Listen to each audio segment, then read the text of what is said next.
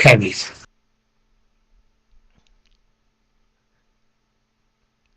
Hello and welcome to this week's See You Next Thursday as we filter through who is left to play in Europe as the Saudi exodus continue, even not the Saudis. Today we have Jonah the Jinx, otherwise known as Ed 7.7, who's fresh in from causing his team to lose after listening to the sage advice of Billy and myself. Though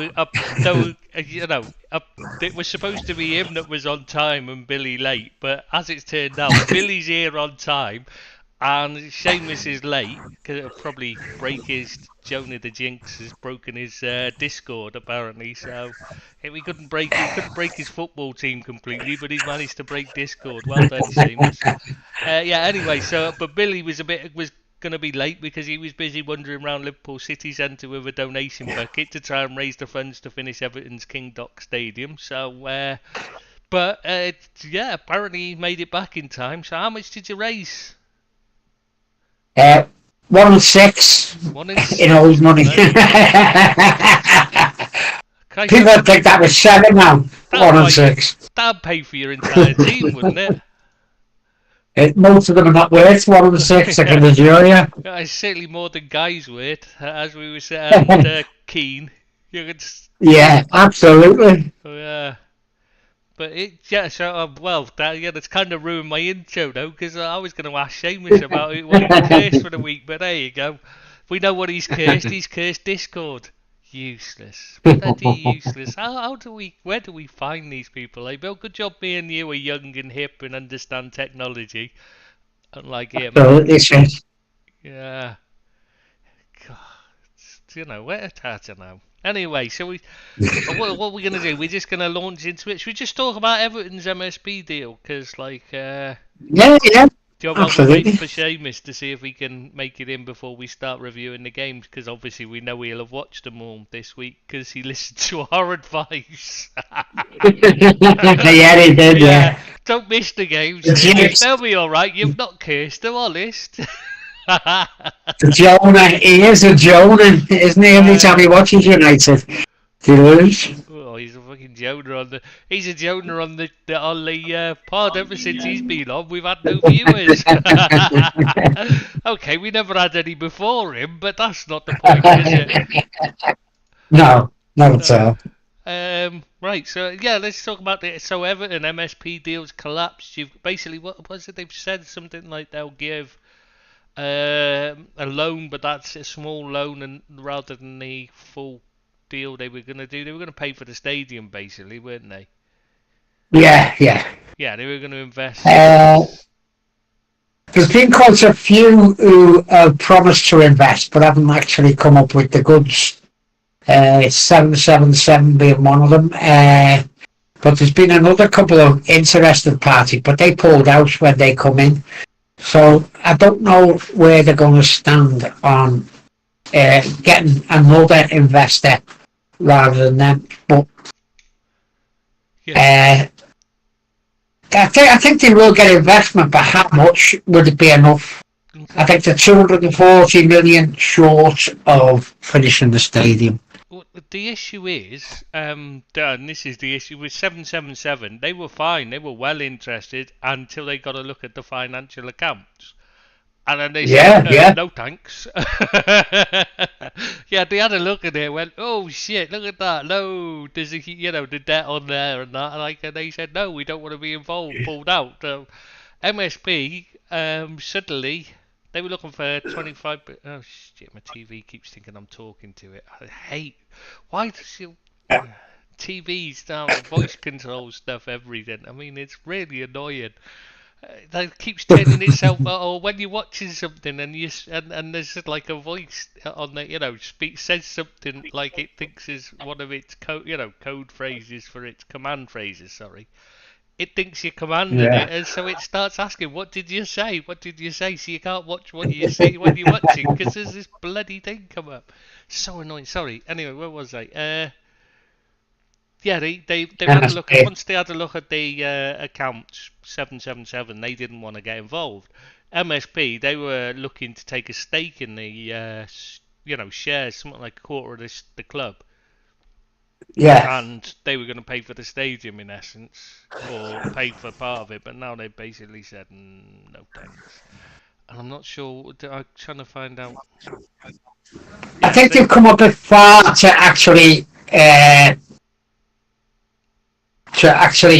for it not to be finished. I think it will get finished, personally, but they are looking for investment. Uh, Liverpool City Council were involved at one point, but they've got no money now, so I don't know where it's going to stand with yeah, any investment. that's because you're an Everton fella. You know the Everton, So the Anderson, Joe yeah, Anderson. yeah. No, not the first Joe Anderson, not the Joe Anderson that took over from him. As you know, as you did, Yeah, don't you? You have because when Joe Anderson gets sacked for being for having his hand in a lot of brown envelopes and stuff and yeah. backhanders and all this, like you get rid of Joe Anderson for that, and then you bring in Joe Anderson to replace him. I mean, how the hell does that happen?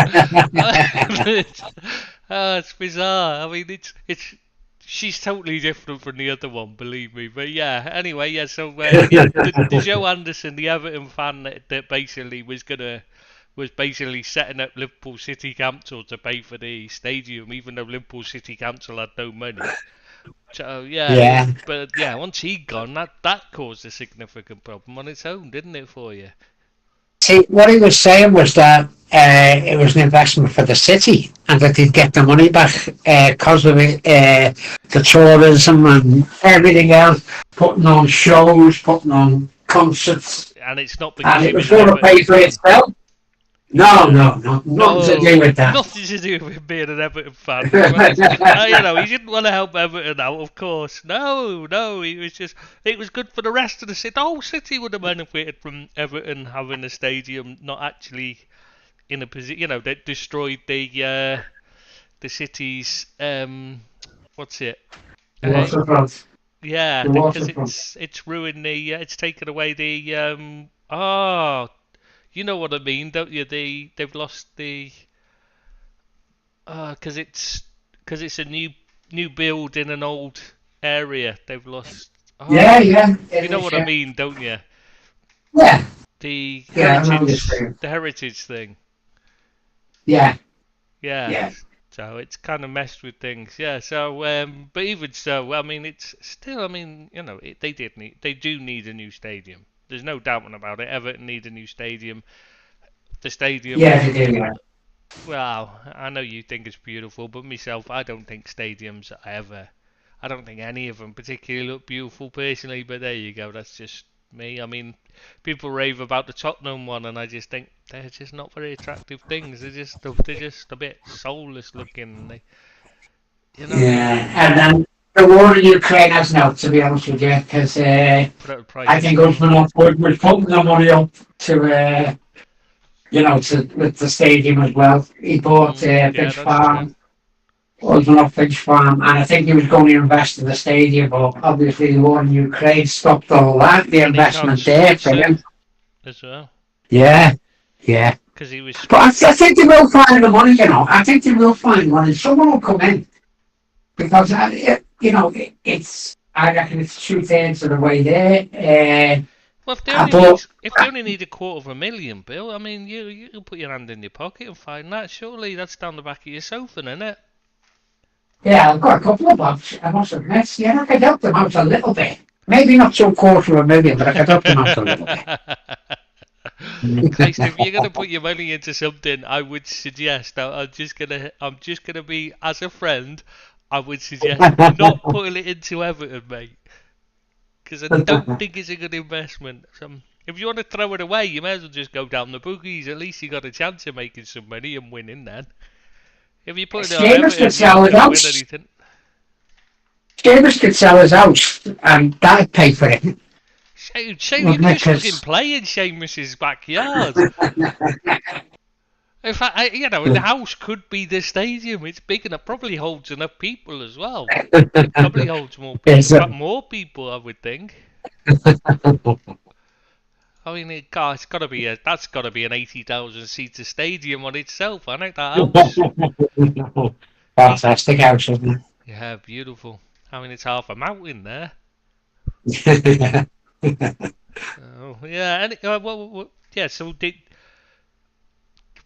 you think it's gonna be done on time now, or do you Maybe think? not on time. It's supposed to be Christmas next year.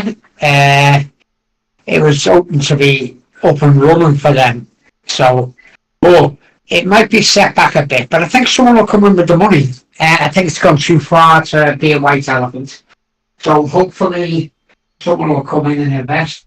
But as you were saying before, Everton's financial place is not in a good place at all.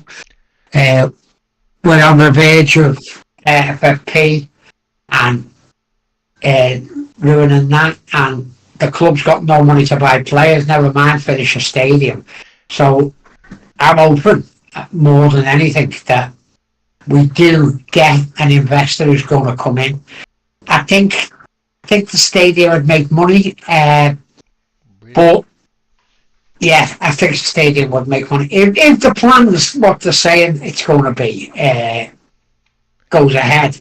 I think that they will have sorts of concerts and Yeah. other things to do with the city. It is a Yeah, bit, but it's when you're quite playing in League, lucrative. but by the time it's done, you'll be in League One, and there's not a chance you're gonna That's fill the it. problem. Yeah, That's the it's gonna problem. cost Everton money every time you play at home, because you're not gonna be able to charge Yeah, the same. If you go, I mean, obviously, I'm joking, but there's a very good chance you go down, and if you go down, you're not able to charge the same price for tickets. of course not. No. And sponsorship and Yeah, state sponsorship and everything else goes out the window. yeah, And exactly. it's a big deal that we do get an investor. I'm quite hopeful that we will, but it wouldn't surprise me if we didn't, if you know what I mean. Yeah, but that's when it becomes a white elephant for me, Bill. Rather than it not being built, I mean, if you go down, it becomes a white elephant because you've got a stadium that you can't afford, because you can't afford to run it while you're in it. If you see what I mean. Yeah, It's okay you've when only you're in got the to look Premier at it. League, you fill it. It's you've got the Yeah, Premier yeah. League money to come in and that. Paying. You've got to pay staff, stewards, etc. But when you go The down, policing you've is still got to, massive. yeah, policing bill, you've got all that kind of stuff. And when you go down, you've still got to pay all these costs, but you're doing it on a much lower budget because you can't charge as much for tickets. And obviously, you Yeah, receive yeah. less TV money, less sponsorship money. That's when it becomes a white elephant, and you don't actually need it if you get relegated. Let's be honest. No, no, Um, no, you don't know. so I think it's essential you stay up this season and next. But we haven't exactly had the greatest start. No, we don't. There's been a lot of angst from the supporters over some of Sean Dyche's picks. Mm. Uh, Should we talk about the picking Everton Keane result? over that place. Yeah, go on, mate. Yeah. Yeah, we may as well. While waiting for I, Seamus. I actually went out with my friends to watch the game. And Oh, come on, Bill. it, it was Friends. Come on. diabolical. Are they football friends? Friends. Yeah. Still. I mean, to spill your, see, if you're going to spin a yarn, don't start with saying you've got friends, mate. Come on, you wouldn't be all here if you had Yeah. friends. None of us do. That's why we do this. Right there between us, friends, yeah. Friend, no friend. And yeah, you know what? There was racing on another screen, and we were watching that after the first 20 minutes. Really? Because most of my mates, well, yeah, honestly, most of my mates are Liverpool supporters anyway. Oh, right. They said, yeah, we'll come on for the game. And so we went out to watch the game, and from the start, we looked awful. Mm. And we were watching the racing rather than the game. It was such a bad performance. It was not a Sean Dyche team's performance where he worked hard and was solid like you'd expect of Sean Dyche teams. And Everton looked awful. I didn't think Villa were great, to be honest with you. They'd just come off a 5-1 loss at Newcastle. And I thought we had a bit of a shout of maybe getting a draw there. But after the first 20 minutes, you just knew what was going to happen. It's a bit of a Absolutely diabolical. Yeah, well, I've watched it as well, and I was really shocked how bad you actually were. I mean, there's so many things you could pick out of it. I mean, DCL for Yeah, starters getting injured at the start didn't help. Obviously, that's an issue. no. No, I mean But that's where that's bad Collins luck. he That put his was. shoe blown in, and that was Oh yeah, unlucky. that Yeah. And was. he threw himself in, So And he I'm not tried going to to play decline out. the lad for that injury. Yeah, I'm not going to decline the lad for that injury. And he got a bit of abuse, same as what Maupay's been getting. And I don't think you can have that in football off your own supporters. Um, and I'm one of his biggest detractors, DCL, because of he seems to be out every other week.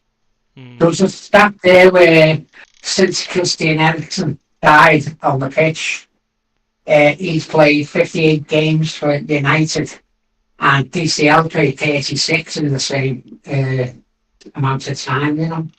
It's Yeah. just one of them stats. He's been out that much, and you can't have players like that who are holding you back Hmm. because we haven't got anyone to replace him. That's the biggest problem. Yeah, you do lack a attacking talent. But that's why it's bizarre that you just spent all that money on. I mean, it's not a huge term in terms of Premier League money, but it is in terms of Everton money for a youngster that's nowhere near ready. It's really bizarre. I know, yeah, it was the same as we done with Keane last year. Maurice Keane.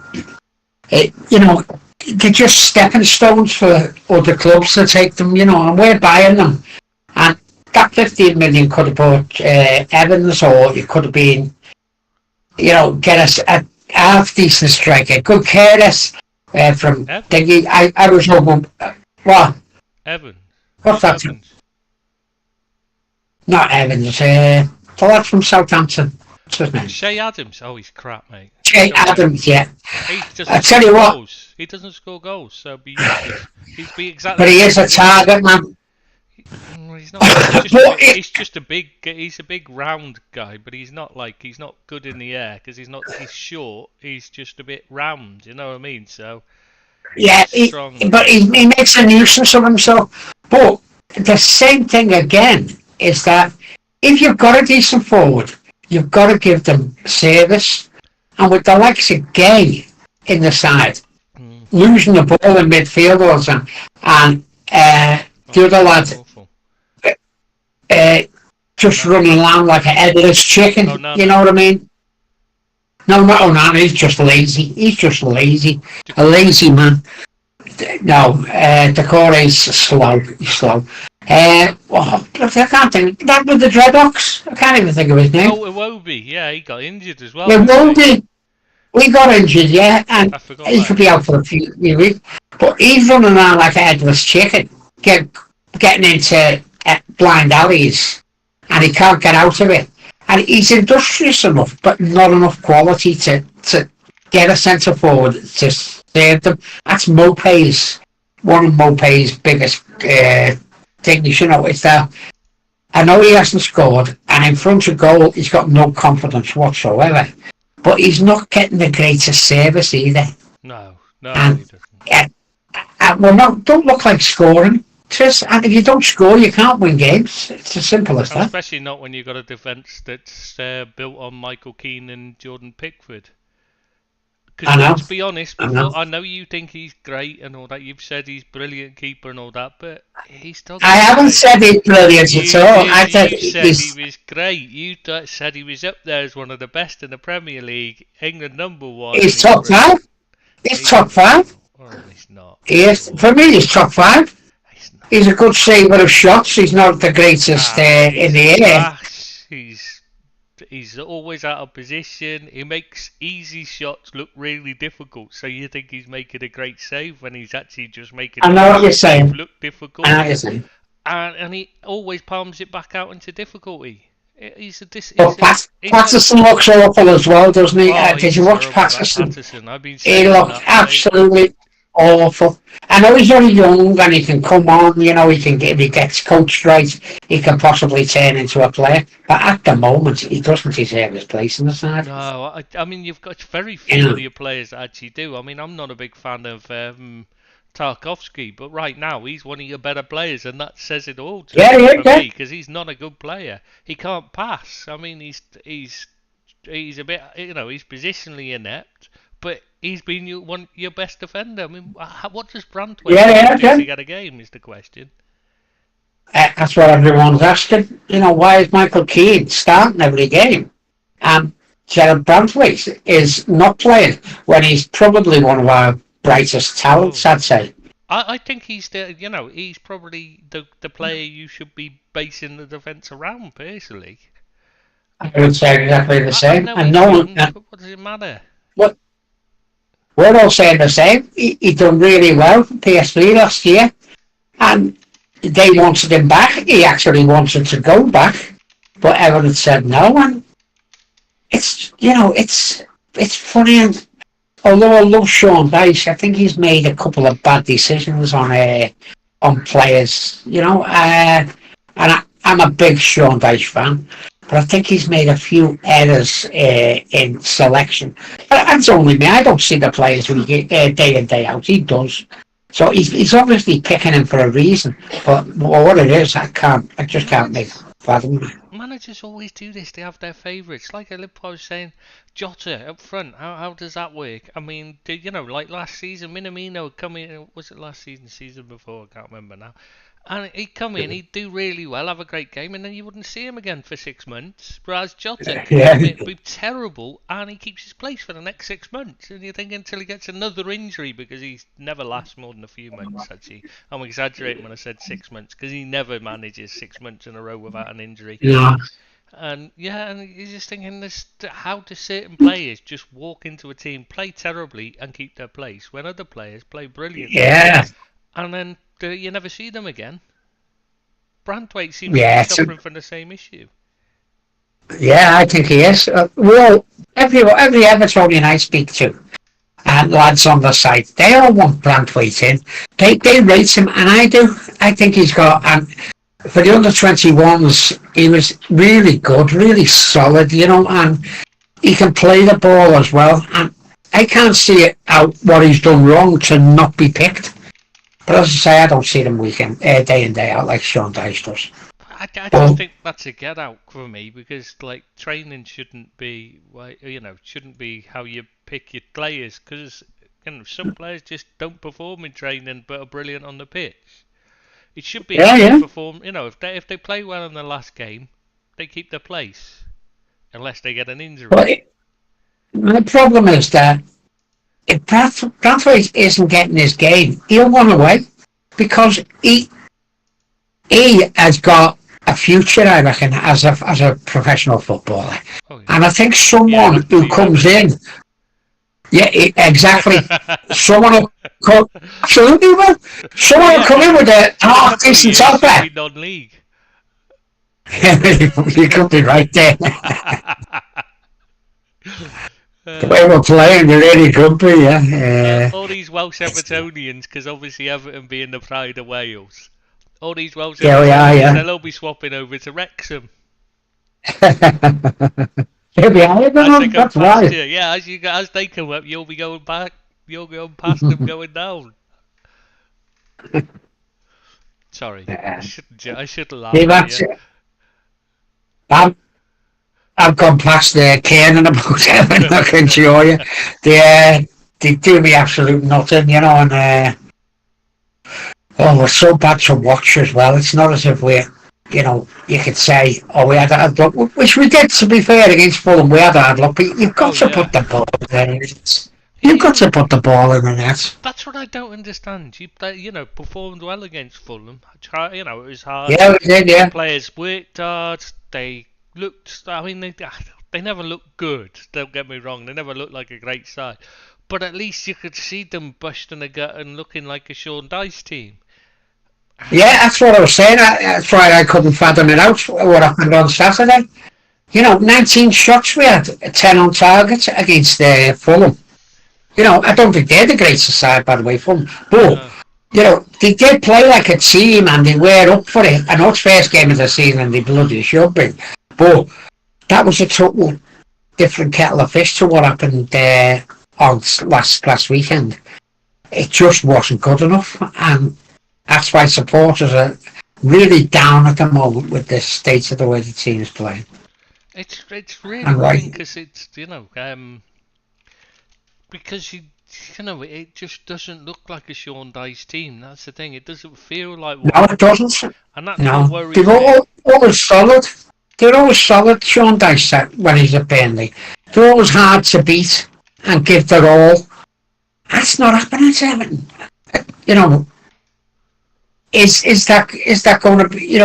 Are the powers that be going to say if you haven't won in the first 4 or 5 games, we'll get someone in who can, and that's going to be another manager who comes in, pays Dyche off, and someone else will come in because you've got to get results. It's a results business. And whatever, as much as I like Sean Dyche, they won't stick with him if we're losing all the time, even though it's not his fault. There's something's got to give, and he's either got to get a couple of players, or he could be one of the first casualties. Actually, if Everton don't win in the next 3 or 4 games, he's going to be a candidate for getting finished up. And I don't want to see that. But they've got to start playing better and producing some results or performances that show that there's something there. Because at the moment there isn't. I don't think you can sack him though. I don't think there's. I mean, who's going to replace him that's going to improve on what you've got there? I just don't see. I really wouldn't. I really wouldn't know. But I'm saying Everton are so quick to pull the trigger on managers. That it wouldn't surprise me if he comes under pressure in the next couple of weeks if they don't get at least a couple of decent results in the next 3 or 4 games, 5 games. Because no one wants to be at the bottom. Everton are slapped down in the bottom one, and it's the way football is. These people just decide to fire someone. No, there's no patience in football no more, Richard Rice. No patience. Be a shame because I don't see anybody else who's going to get you out of the mess you're in. So what's the point in sacking somebody and making a payoff? I really don't know, but it wouldn't surprise me with Everton Football Club. It really wouldn't. No, you're right. It wouldn't surprise me either. I've got to say, but yeah, I just can't see what you can do to improve matters apart from. I can see you could play better, but I can't see how that would have changed the result against Villa. I'm not being funny. They're just a better side than you. It's simple as that. But miles better. Miles better. I can't see why it had changed the result because you still didn't have a striker to choose from. So, who's you going to put in instead of Pay? And I get that you'd want a kid in there to learn, but yeah, the way Mopé runs about and works. I can understand why he picks him. Even though I don't like Mopé at all, I can understand why he sticks with him up front because there is no other option with DCL injured. Yeah, that's the problem because we can't afford to buy a striker by the looks of it. Another striker. We bought a kid who's come from Sporting Lisbon who isn't up to the task yet. They knew he wasn't up to the task yet. He's one for the future. The problem is we haven't got a future if we go down. And that's the problem. We needed someone for now, not the future. Is he the one they bought Gyökeres to replace him? Instead. So they could sell Yeah. I say I'm not a big fan. I've got to be honest. I've watched him play and I was not impressed. I can see why he's slow, very slow. I don't think he's a Premier League player. I've got to admit, I've been watching a bit of Jonathan David. He's another one, scores goals, but it's like watching Lukaku. He's got a touch that's really heavy. And you're thinking, how does he score goals, so many goals? When you watch Lukaku and you just think, he's shit, how does he end up with so many goals? Because he's so many times you watch him and he's just an absolute waste. The ball just bounces off him and stuff. And you think he can't control a ball. He should never, ever be in a position to score goals, but somehow he still seems to come up with them. It just shows how bad the level is at times defensively in football for me. It's a massive couple of weeks for Everton if they can get two players in, maybe. And one of them will have to be a free. And I don't know how much Who we've though? got in the kitty. What? Sorry, sir. Who though? Who could? Who? Who? Yeah, I mean, who is there? I really don't know. Che Adams has been linked. I Uh, don't see him. Seamus is with us, I think. Is he? Is he logged in? I think so. Yeah, but his light's Yeah. not on. Hi, he's here. Hello, Seamus. How are you, Jonah? Sorry for disrupting the flow. Greetings, That's everyone. alright, it was only Billy on a moan. Yeah, have a moan along a bill it was, yeah. So have you managed to case anything else this week, or was just the Man United game enough for you? Oh, obviously Discord. You broke Discord as well, so obviously not. It wasn't just enough for you, was it? No, you just need to give me some time. The whole world is gonna be broken and it's all gonna be my fault. Well, yeah, I'm pretty sure you've already broken it, to be fair. Long time ago. World's How are you, never... Jonas? You okay, mate? Yeah, I'm alright, Billy. As good as someone can be whose team lost because of him. Yeah, I Yeah. mean, you even had to pretend you had friends by taking a photograph of yourself with two burgers on two separate plates to try and pretend you had someone to eat with, rather than just admitting you were on your own crying because United lost it because of you, Jonah. No, I wasn't crying before. I was crying after because of how shitty it was. Well, I blame Billy. It was You his know, fault. look, He was the one that advised look, you to watch it. Look, United wasted money on Maguire. We wasted money on Anthony, and still the biggest waste of money was mine with those burgers. Minus 5 Were stars. they that bad? Why are they so bad? What was It's wrong with minus them? 5 stars. I know this isn't a food review site, but yeah, what was so bad about those burgers? Are we allowed to say they're KFC ones, or would that get us into trouble? Yeah, of course you are. Yeah, No, that's fine. I just wondered, I wouldn't like to mention KFC burgers are crap because Seamus said so, but No, you have to be more specific. You have to say KFC Nepal. is it? That way you just scores on the safe side, because those idiots, not only will they never get hands on this, but they also won't be able to understand what we're conversing over. Oh, I think we. So anyway, what was so bad about them that you were wasting money? Because KFC is actually kind of like it's the closest fast food place, and it's open 24 hours, which is quite good for me because obviously the football's on at like 3 to 5 a.m. Yeah, so like at 5 a.m. it's like there's not exactly a lot open, or just before if I'm in. So, but like it's quite. Everything, What's wrong with everything was wrong about it, Chris. Everything.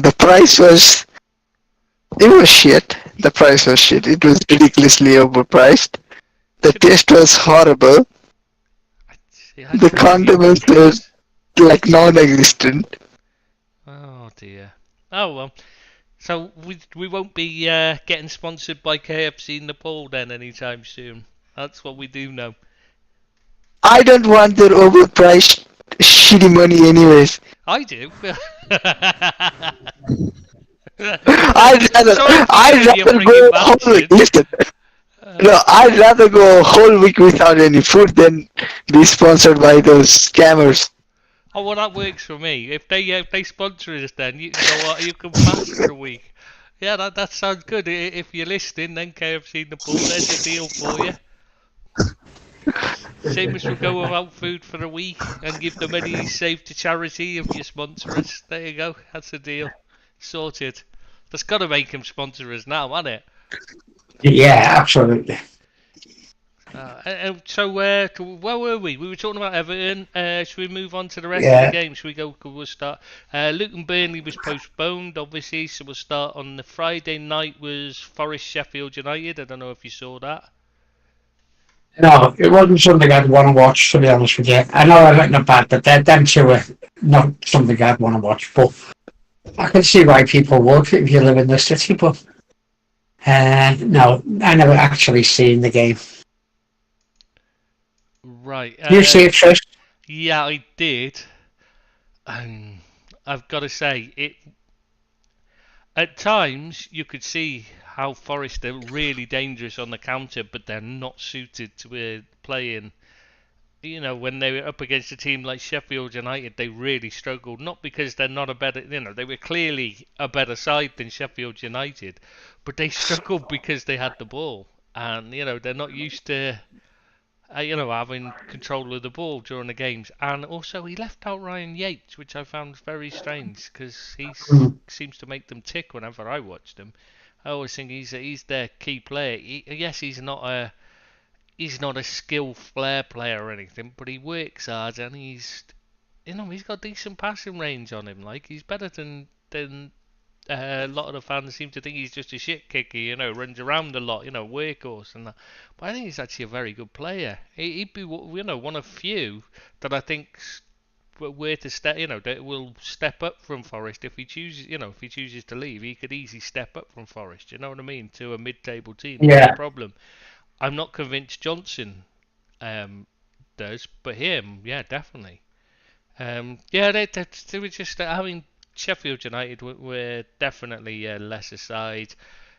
2-1 kind of probably flattered the Blades, to be honest, because they never looked like they were gonna be good enough. They didn't have the quality, whereas Forest clearly have got that one of ye.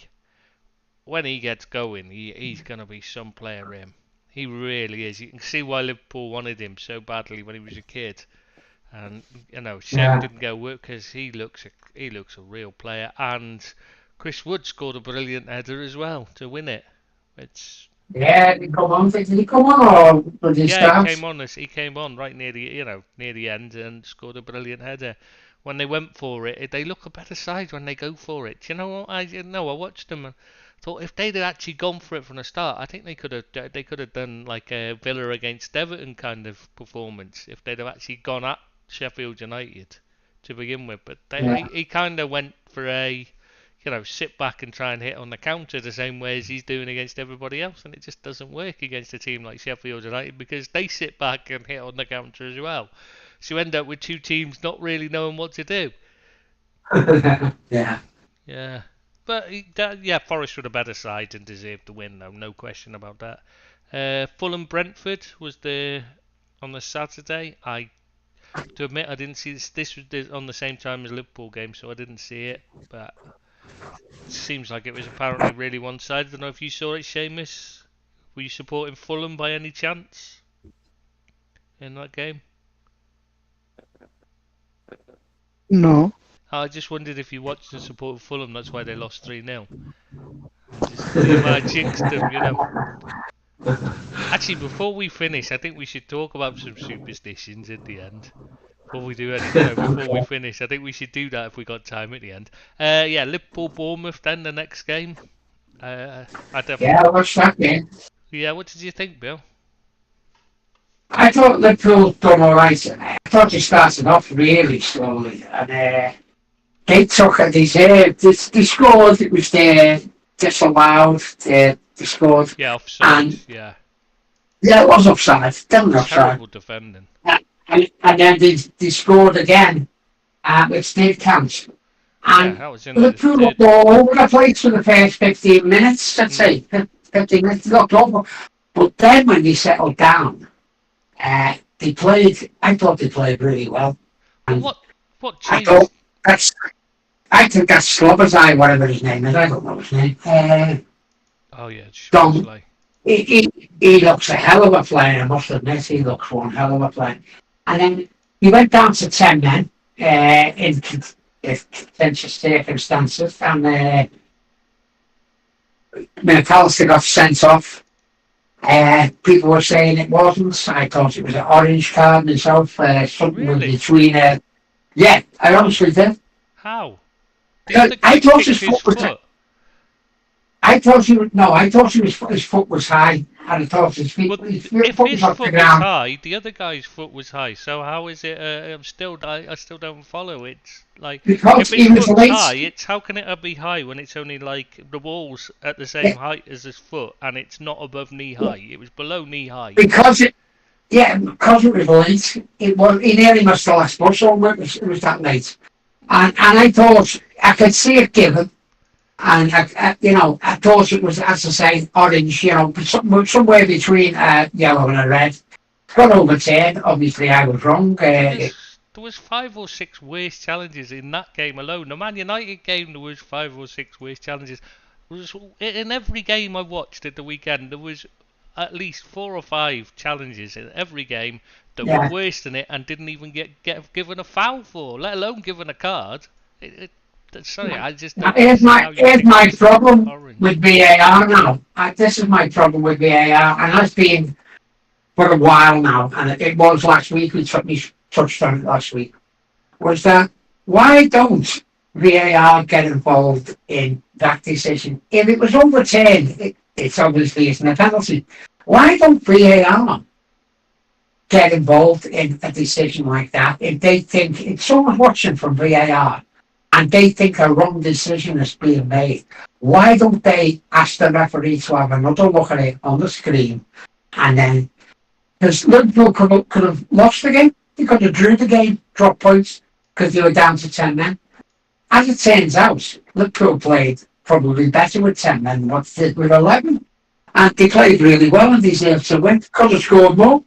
You You know know, what? I thought it was a good performance. You know what the difference was and why it improved? It improved because Alexander Arnold stayed wider at first, for the when after the first 15 minutes, and then when we went to, we obviously still drifted in occasionally, but after the sending off, it went to a flat back four and stayed as a back four rather than him drifting inside as Yeah. as an inverted fullback, because that inverted fullback bollocks just doesn't work. And that was for me was the difference is Liverpool just look much better without the inverted fullbacks, which is shite and it doesn't work. Yeah, thanks Pep Yeah, I can Linders. see that. I can see that. We But I see thought they played very well, that's Liverpool. he's been quoted They today. looked dangerous. Pep Linders been quoted today as saying it's his idea, taking all the credit for the inverted fullback system. And so I'd just like to say I did say this a long time ago. It was his fault, and it's not going to work. But it's not going to work. He thinks it will, but it's bollocks. And Liverpool look Yeah. much better without it. For me, did you watch it, Seamus? Do you think you would have won if I had watched it? Well, yeah, because you're not a Liverpool fan, are you? So you wouldn't have been cursing us. You'd have been cursing the team playing against us because you'd have wanted them to win. You see. No, you're just lucky my Salah curse didn't work. Oh, did you? It Still nearly worked. captain in your? Yeah. So that's why he missed the penalty because he's captain in your. Yeah, it nearly worked, but it didn't Yeah. work. Well, it did work. It's just he was too good. His skill countered it. You see, his ability Yeah. beat your curse, which took some to. How did you think they played overall, Trust? Did you think they had a dodgy start? Yeah, really poor to start with. Really slow and sloppy as well. And at about the 75th minute on for a while, for about 5 minutes after that, they were really sloppy again. With the game was at 3-1 and basically Bournemouth were done, and they kind of stepped off, and then they just got sloppy again. I think it must have been tired legs at that point. Obviously, down to 10 men, everyone running around. You can get tired and sloppy at that point. So I can understand that at this stage of the season. You're still working on achieving peak fitness as well. So I get that. I think they were, they got sloppy, and that was why Bournemouth were able to get back into it a little at the end, because they didn't even have a corner until the 92nd minute or something like that. They didn't even have a corner. Yeah. That was the thing that got me. I was watching Bournemouth is they could not defend corners. They're going to get absolutely dipped by somebody who's good at, who has good corners and set pieces, because they can't defend them. I mean, how many free headers did the Liverpool players have? I can remember Canate had one, Van Dijk had two, Jota had one. There were He hit three the bar. headers as well, and yeah, Van Dijk hit the bar with one of them. But there were three headers. They Yeah. weren't even like they weren't under challenge or anything. I think that was part of the issue. I think because they weren't expecting to get a free header, so they're adjusting, thinking they're going to get hit when they're heading it, and nobody catched them. So yeah, they just end up missing by miles. But yeah, Yeah. there's somebody who's looking at that will have seen it, and I think they're gonna struggle. I'm a bit surprised. I was a bit disappointed with Iriola's tactics. They just don't look they don't look good enough, to be honest. No.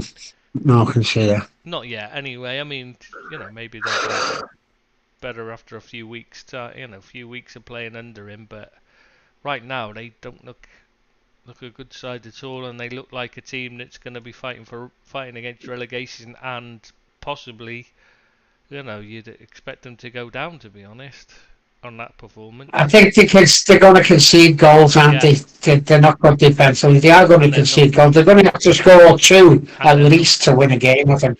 And they're not good enough up front to score enough goals. That's exactly what I was going to say. Yeah.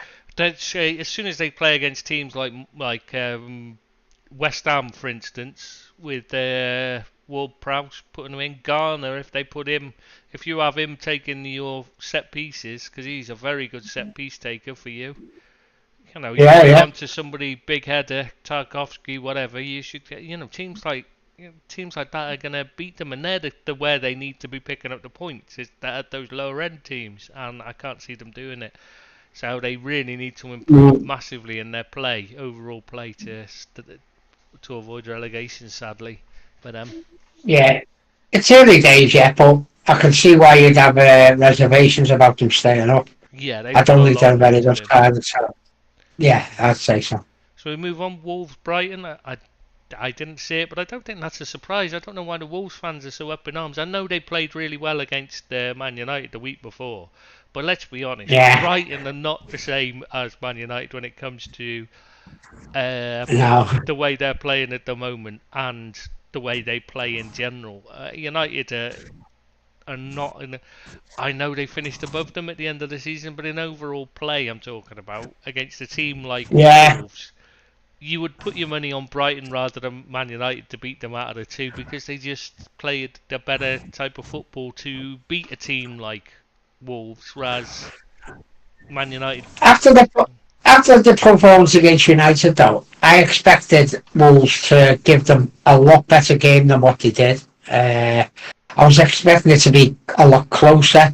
They actually got murdered by Brighton. Don't get me wrong, Brighton had a good side. They've got good players.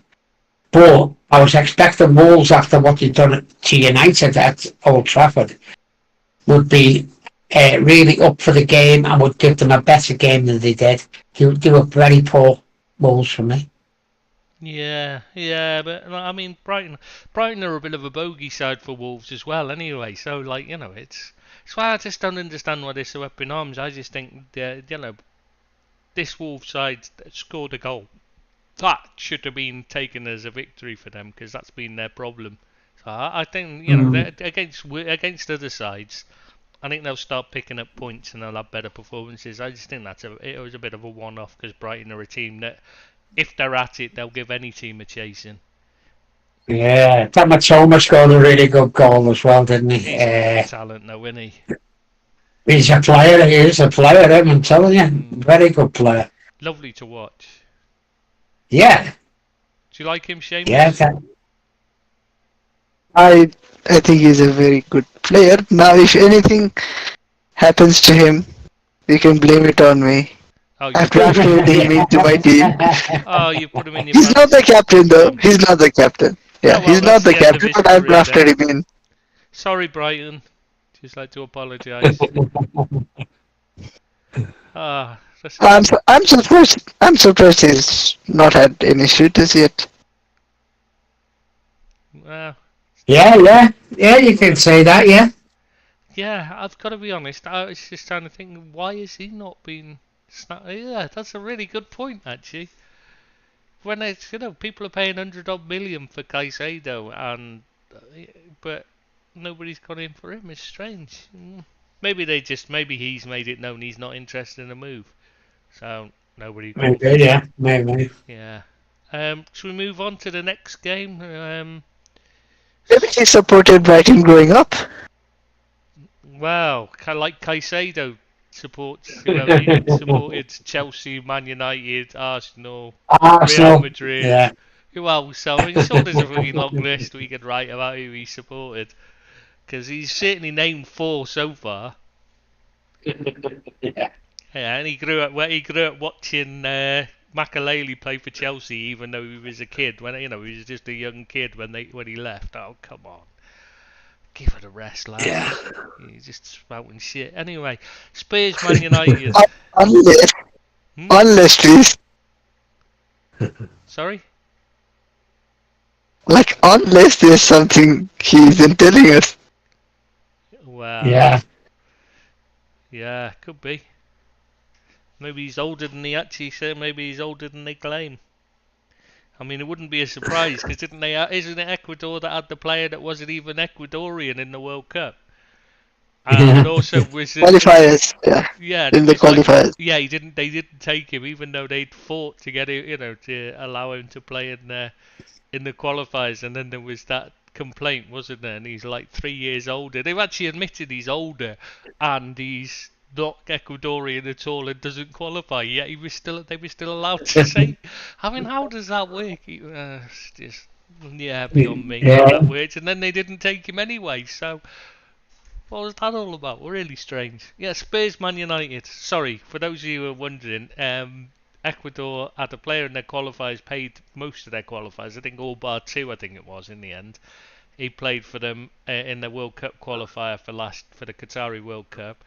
And when they finished in the qualifying places, the teams that missed out complained about one of their players saying he was ineligible because he wasn't actually Ecuadorian.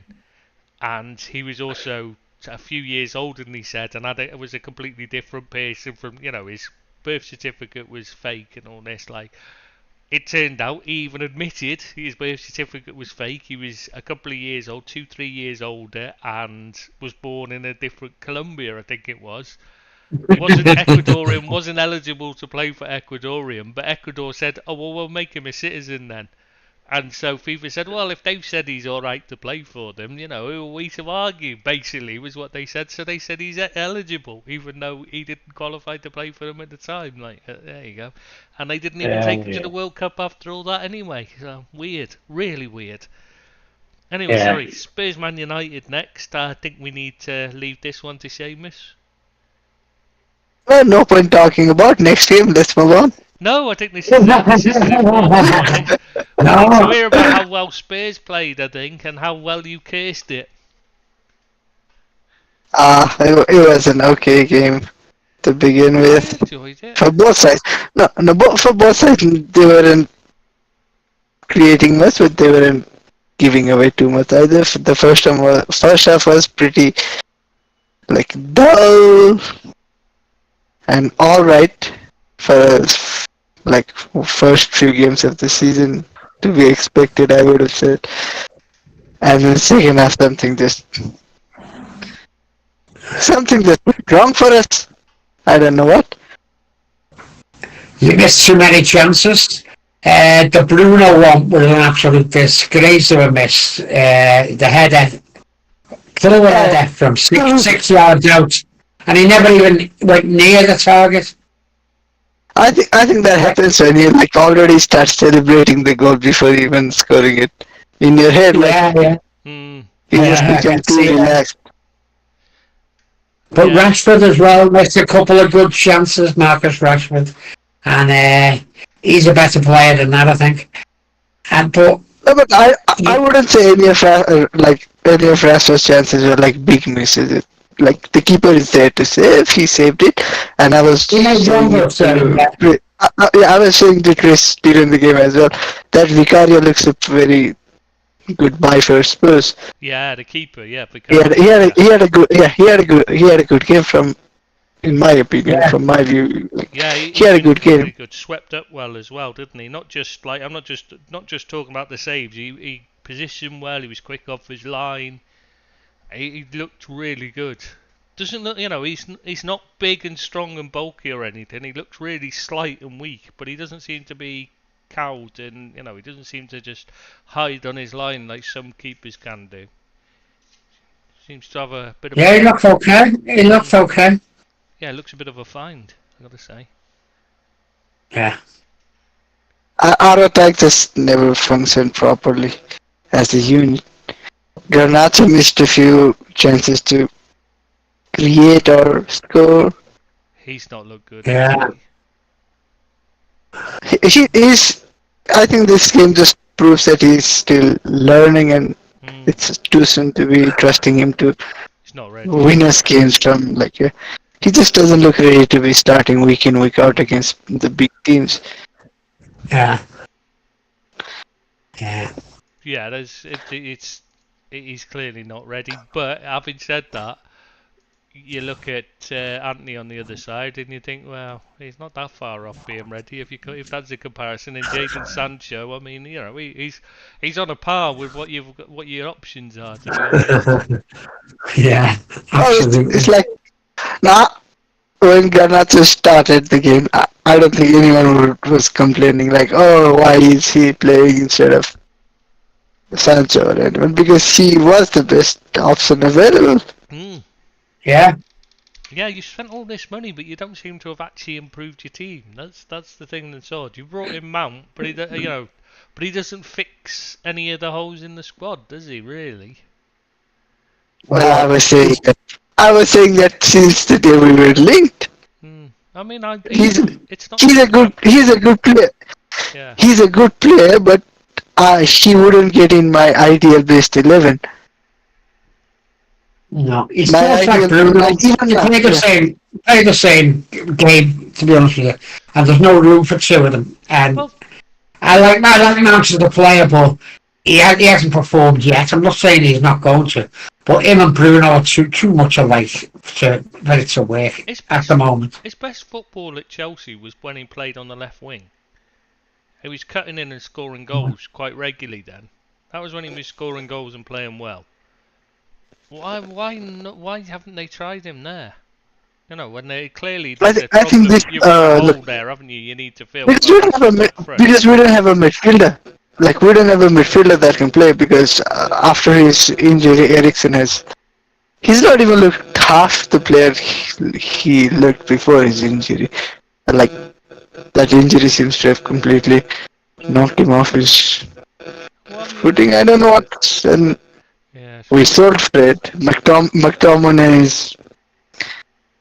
I don't know what he is. He's McTominay. Yeah. You don't need to say anymore. The more he plays, the worse he looks. Yeah. I don't know why, but he really has gone backwards from the kid he was. Yeah. What about haven't you got any youth players? Like, I mean, you've sold Garner. Oh, Mino got injured. Look, Kobe Mino got injured. Right, is he injured? He would have been an option. He would at least have been an option to come off the bench, but he got injured. What about that other lad? Is it Real Madrid? I don't know why he's not gotten a look in.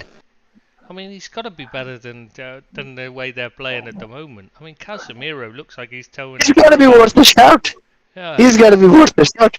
At least try. If he doesn't impress, then then you can say he was given a shot. He didn't impress, so we're looking to move on. But if we are looking to move on, then why are we still looking to moving on halfway, almost to the end of the window?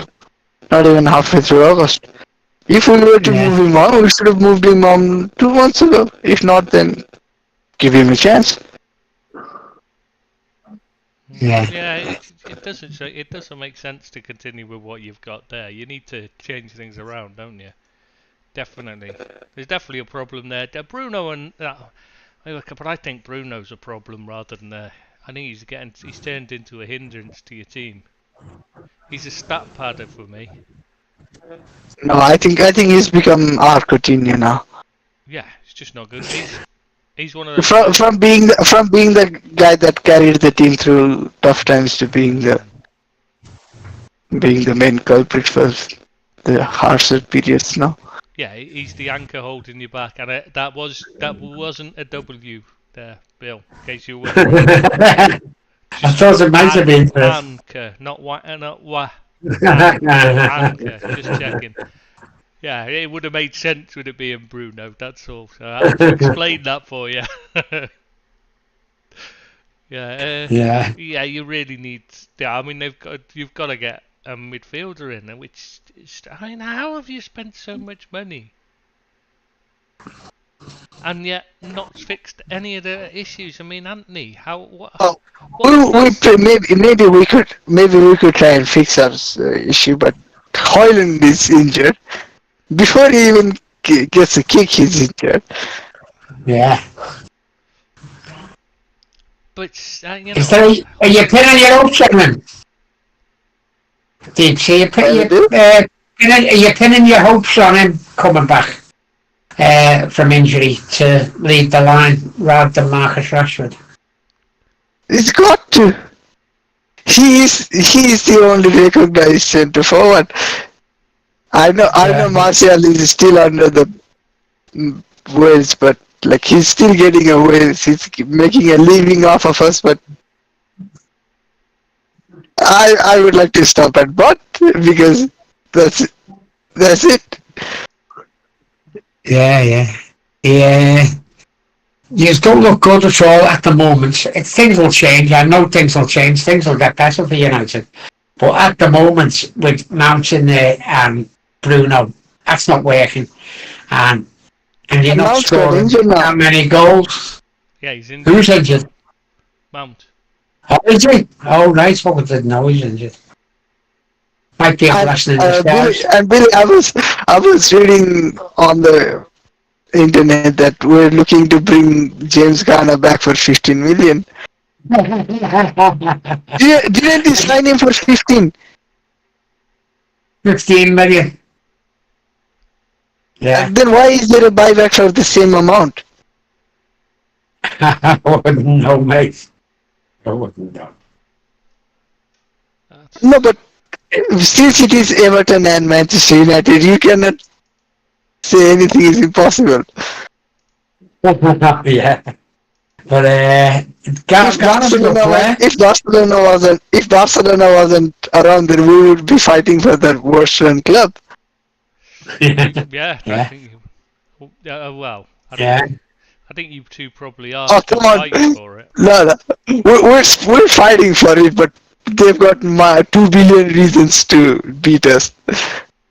At least 2 billion reasons. You're not far off that amount, considering. Growing. It was growing for a while. I don't think we'll hit 1 million yet.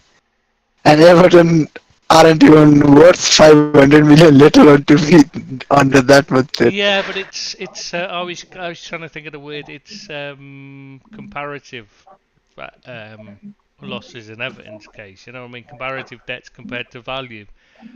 Barcelona can get away with it because their value is so high.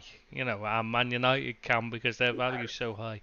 Everton haven't got a bit. You know, if they were on the market, but how much are they worth to a buyer? Yeah. Then, you know, half of Chelsea's summer budget. I would say Everton are worth half of Chelsea's summer budget.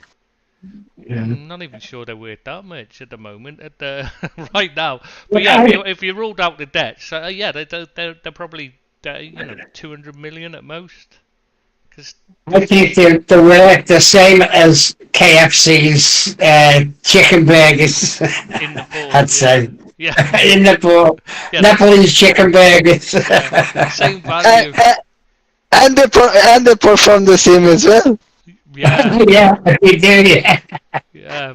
Same value for money. Did they make you feel sick as well then? Yeah.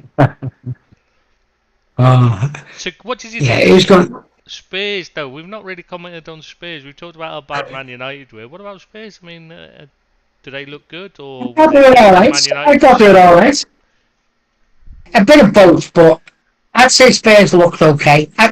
I think United had the chances to win that game, but they never took them, and Spurs punished them.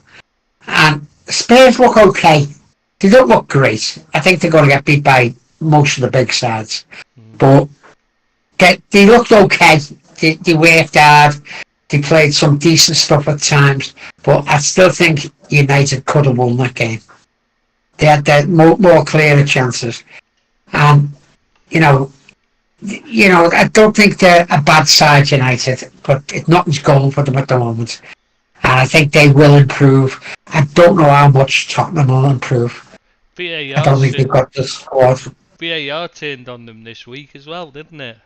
After saving them last week. It didn't give a clear handball. I've given up. I don't know what a handball is anymore. Because I think there's 3 in these first 2 weeks that I don't get. Yeah, that was damn. It's got to be handball, that, isn't it? Let's be honest about it. That's a poor decision. But it was the same in the Liverpool-Chelsea game as well. I mean, you're looking at it thinking that's got to be handball. If his arm's up there and it hits his arm, it doesn't matter if it's it doesn't matter if it's natural position. If his arm's up, it shouldn't be there. Not in a natural position, yeah. Yeah. I just don't get what a handball is anymore. This season you're right. I don't think they know either. I think they're just saying, "Oh, I don't know, is that handball?" And they're all like looking at each other, I think, and that's why no decisions are being made because they just don't know. Yeah. Have you seen a single handball decision made? Not just penalties, even free kicks and anything. That's what I mean. I haven't seen any. It's like they don't know what's a handball, so they just say, "Well, we just won't fucking give any," because, unless somebody starts punching it out of the net, and we might start thinking about giving it. Otherwise, unless the keeper comes out a goal and is well out of his area and catches it, well, we might give that as a handball. But other than that, we just pretend we didn't see it. Experts have got no chance of getting a handball against them. Well, he can't reach. His arms are too short. You can tell he's descended from a T-Rex, can't you? He threw a good punch, though. I must admit, he does throw a good punch. Oh, that's about all he throws. I don't know. Maybe he threw the game. I don't know. Maybe that's why he was so bad in the last couple. Chris, did you watch the United game? Did you watch it yourself? Yeah. I thought Spurs reminded me of Liverpool, where they're wide open and somebody just has to exploit the wide areas because they're narrow. They're absolutely wide open for being hit on the counter time and time again. Because they use the same inverted fullback system, but they're pushing Son and Kulusevski out wide. Fine with Kulusevski, he's the tricky player who can beat a man, and it's fairly suited to playing out wide. But Son, you want him as close to the freaking goal as you can, because he's a goal scorer. Yeah. You'd certainly rather. I mean, if you're going to have why Richarlison in the centre and Son out wide? It makes no sense to me. Surely it's the other way round. It makes no sense, come on. Richarlison makes no sense. I know we lost, but Richarlison was probably up there as one of the worst players. I think I agree. He was one of the worst. He was one of the worst players on the pitch, and he was playing striker for a team that won 2-0. Yeah, the only reason he wasn't the worst player on the pitch is because Garnacho and Anthony were on the pitch. I've got to say, the thing that God is how bad he looks. He just doesn't look a player at all. And did you see he was messing? They were showing him he was messing about with one of the other teammates, but he had to show that they were just joking around on the sidelines after he'd been taken off. Because they were focusing on him, thinking he was trying to start a fight with a teammate, on the sidelines afterwards, because he was in a sulk, and he had to. You could see him realizing the camera's on him. The other lads, one of the other lads said to him, "Hey, camera's on us," so he's had to laugh, smile and laugh, and joke, clearly make it clear that they're just playing around. I'm thinking. There's definitely going to be issues there, because if he's having to do that and put on a show that he's happy, he's probably not. Because if you don't, if you're happy, you don't care. do you? You just, if you're having a laugh, and you wouldn't care whether people think you're having a laugh or not, because you're happy, you don't care. But when you're not, that's when you start worrying about how other people see it. Yeah, I wouldn't blame him for being unhappy the way he played. He was dreadful. I mean, we've already said that Vicario's good. The defence doesn't look good though. Does it at all? Disjointed. Hmm? They look disjointed. They just look like 4 or 5 people being told to just go out there. Yeah, they don't look Just go out there. Yeah, they just don't. They look like aliens to each other. Like. Yeah, they just look like they've been thrown together. And I know what's his face got injured, and so he wasn't playing. Romero. Yeah, was it Romero? No, but he was playing. He got injured. He got taken off last game, but he was playing against us. Oh yeah, that was the previous game, wasn't it? I've just realised that he went off and then they fell apart. This game, yeah, he was playing, wasn't he? Yeah, so that's not an excuse. That was the previous one I was thinking of, wasn't it? Where he went off injured. Maybe she wasn't ready. Maybe she wasn't ready. They did look really disorganised though, all over the place. I'm not convinced by that Van der Ven. Doesn't look a good player at all, does he? So far. Yeah, but won me a bunch of points. Did he? Yeah. I don't know. Yeah, I don't know who was that poster who said he's quick, but not from that game. Not from those evidences. He's nowhere near quick. He did show in the first game. He did once. He had a run. He had a chase with a forward, and he beat him for pace. But he did. It wasn't like. But football isn't meant for diesel engines. Yeah, he did. It's not a marathon. Yeah, he does look like a player who needs time to get going, and that's what I thought. Rashford was 5 years behind him when he had that shot. When he had that one opportunity, he was what?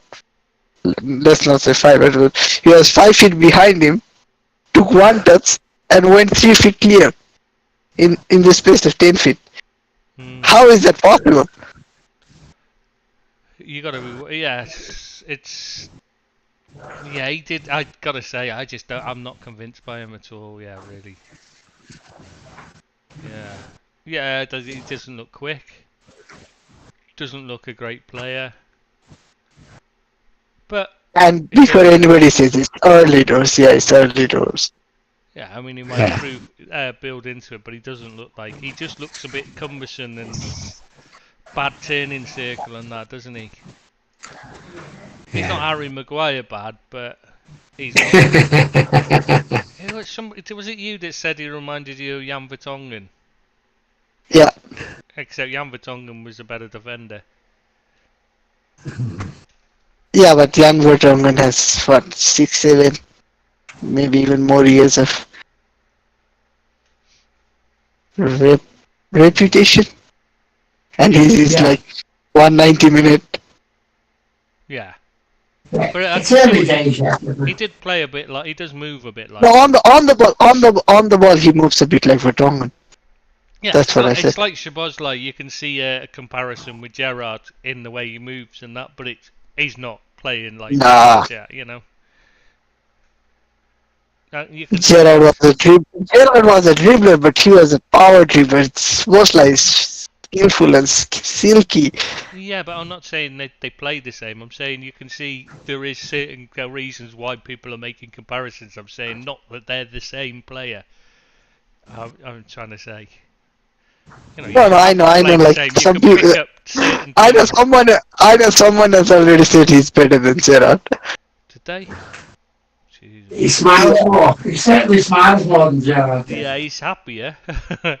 Yeah, absolutely. Much better looking. Yeah. He is a good looking guy, actually. He reminds me of himself. I was just thinking the same thing, Bill. I was just thinking how much he reminds me, not at all of you. Funny that he's not got enough grey hair for starters. Yeah, that's the only thing that give him time. I'm only a die short. Yeah, A lot of No, dice die short. short is the bottom line. A lot of dice short, and you'd need some, you need tattoos and stuff as well, mate. And if we move on to Man City Newcastle now, because I don't think there's much more to do on Spurs Man United. No, Anyone see that one? yeah, I think, yeah. Did you? I started I thought watching it and it, fell asleep. So thought it, it wasn't the greatest game. I thought I thought City played okay, played well, deserved to win, I'd say. Newcastle, they were not the team that beat Villa 5-1 the week before. But they weren't bad. They were okay. But you can see how far superior, even without De Bruyne, City were against them. And yeah, it was one of them games that you wouldn't say was a great game, but City are so strong. They've got so much depth. They had too much for Newcastle. do you not think? And Sorry, go. after you finished. Sorry, I didn't realise No, we go still on, had more mate. to say. I was just going to say, do you not think that Newcastle went into that expecting to lose, and so they did, rather than it was that Man Yeah, City were very that good? possibly. It just Yeah, felt like Newcastle never really believed they could beat them, and that's why City never had to get out of first gear, and they won 1-0 without actually playing well at all, from what I saw of Yeah, them. I'd say that that's exactly what I looked at my seen as well. And another little plus for City was the new contract signed by Bernardo Yeah, Silva this week. arsehole. And that's a big thing for them. Not a very nice person, but a damn good footballer. Yeah, that's what makes it worse, because he's excellent for them. Yeah, he is, yeah. He does Yeah, a great job for them. needed him to go really to. If they'd have lost him as Yeah. well as KDB in this window, they might have had a chance for the rest of the league to. Yeah. Yeah, as it is, it looks like But it's with the usual same old story. It's who anyone can keep up with City. yeah, they ain't great City. Done enough though. They do that a lot of the time. Don't have to be at the best to beat Newcastle. Because Newcastle weren't great, to be honest with you. They were okay. They tried to play a bit of good stuff. Jimenez was okay. And, I think Newcastle are a decent side, but as you were saying before, Tris, I think they went into that game not expecting to win it. Maybe to sneak a draw. They weren't as adventurous as we'd seen them before.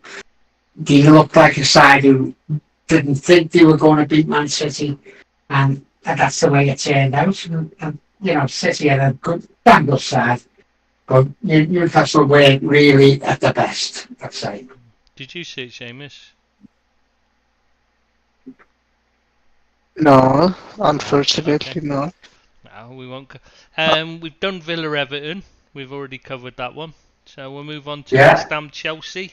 Brighton tweeting afterwards about Caicedo. All sales are final, no refunds.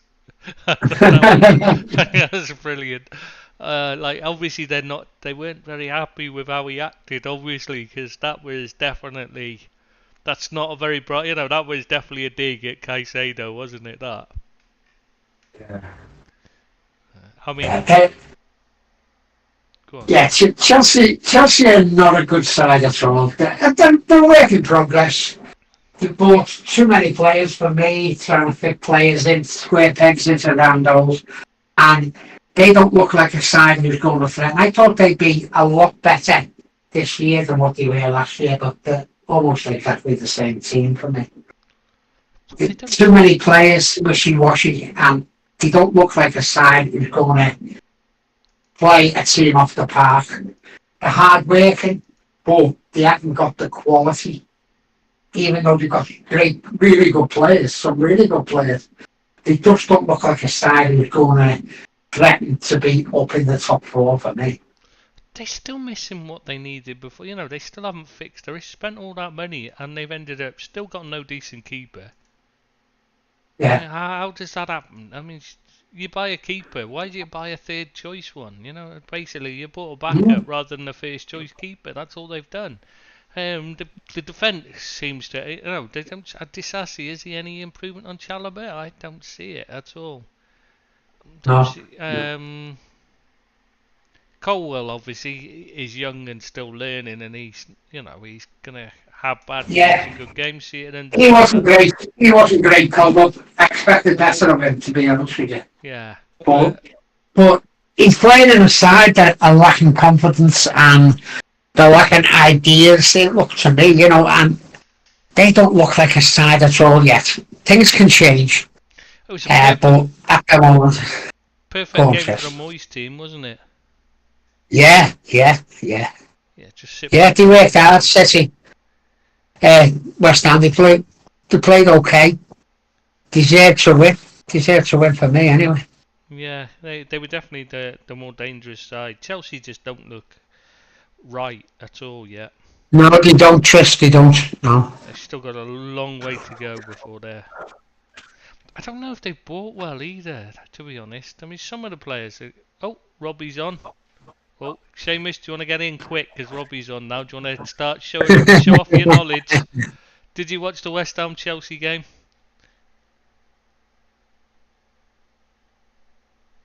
Oh, he's obviously too excited to speak. Sorry. So what was that? I didn't manage to watch the game.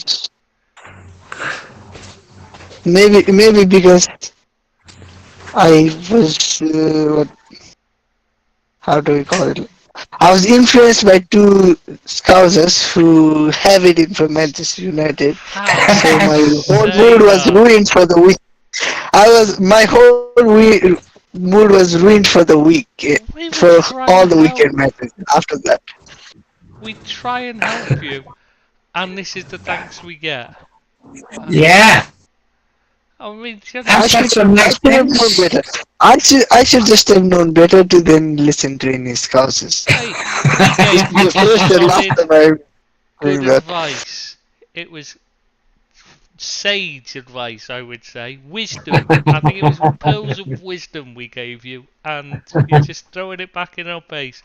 I don't think we should help you again in future, do you? Do you, Bill? What do you think? No, absolutely not. He's getting no more advice off me. No, we won't give him the benefit of our experience. I think last week just proves that not all old people are wise. Some are just old. Oh, that's harsh on Billy. Obviously, you can't mean me because I'm only young. So.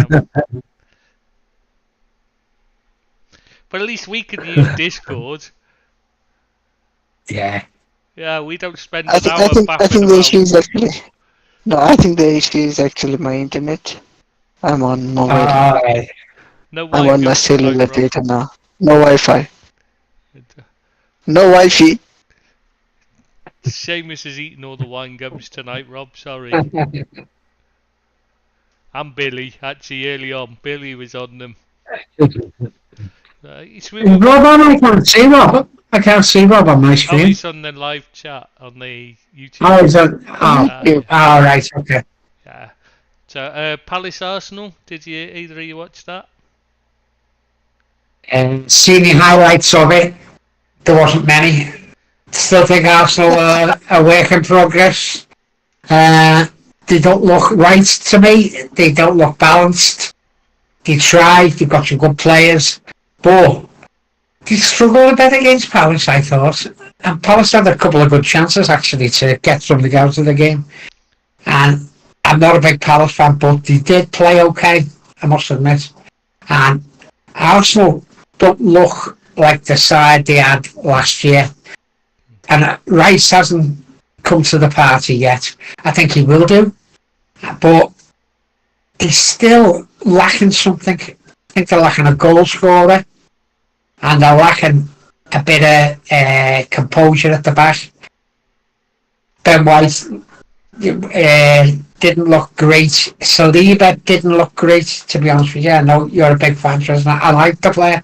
But he didn't look great. They looked a bit nervous to me, Arsenal, as though they haven't gelled yet. You know, they will. I think they might do, but they didn't look great, Arsenal, against Palace, and got a bit lucky to come away there with all the points.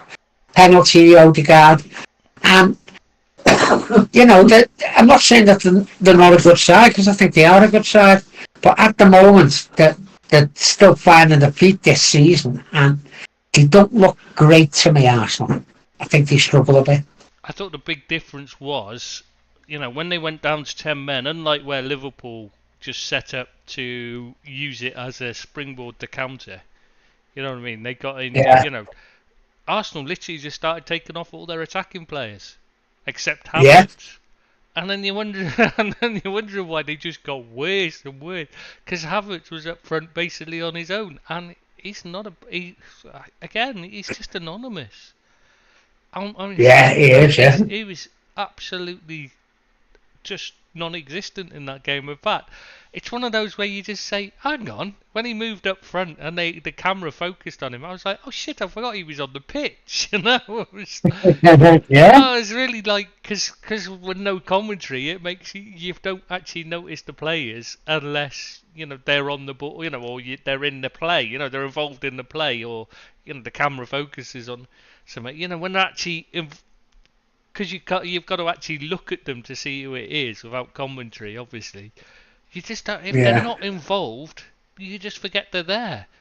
You can watch the line moving up and down and stuff like and stuff off the ball. Like you can watch that kind of thing still, but you don't actually notice individual players when you're watching that as such, unless you're No. watching one player. You can't really you can't really focus on one. So watching, I'm just like thinking, God. I honestly didn't realise he was on the pitch.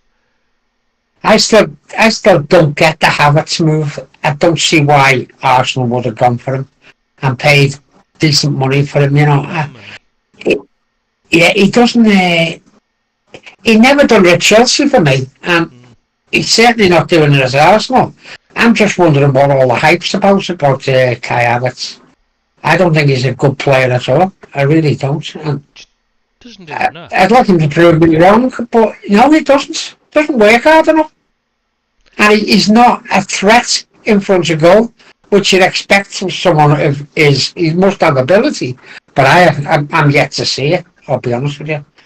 Even last year with Chelsea, I just don't see it. He just really doesn't fit the way they play. He doesn't want to get...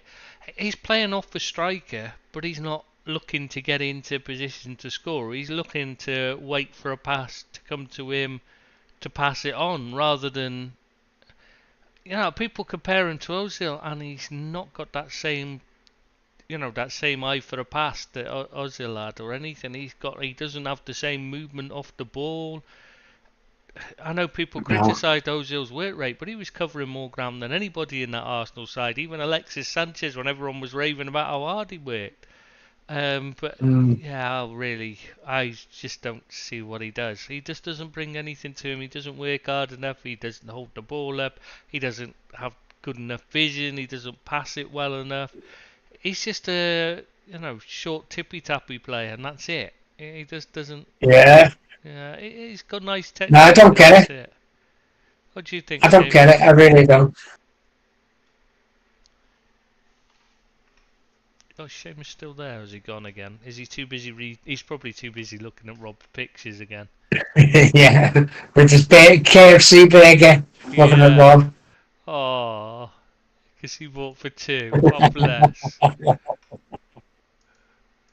Sorry? Alright, Seamus. No, what did you guys just say?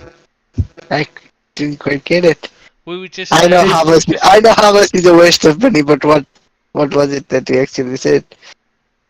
We were just talking about Havertz, how he's useless. That's all, mate. Don't worry. We were just asking for your opinion on him, but he's just Arsenal's version of Mason Mount. Yeah. Doesn't fit in to the team. Doesn't get into their strongest team. Well, except Arteta thinks he does. That's the worrying thing. I see they've got Jesus back training, so he should be back soon. So, yeah. I doubt they'll be buying a striker after all, even though they clearly need one because he's not good enough. But shall we move on then? Anyway, shall we move on to transfers and that? Because Rob wanted to know if we think Salah's going to go or stay another year. I think he'll stay another year. I don't see him leaving. I think he'll stay. Yeah, I think he'll stay. I don't think any of Yeah. them will pay the kind of money it takes to Would you get him this would you year. sell him if the opportunity arose? Depends on how much Do you money think you're so, offering Pete? and who's on No, offer. because I think it also has to be like who you can get in to replace him, and I don't see any like real candidate.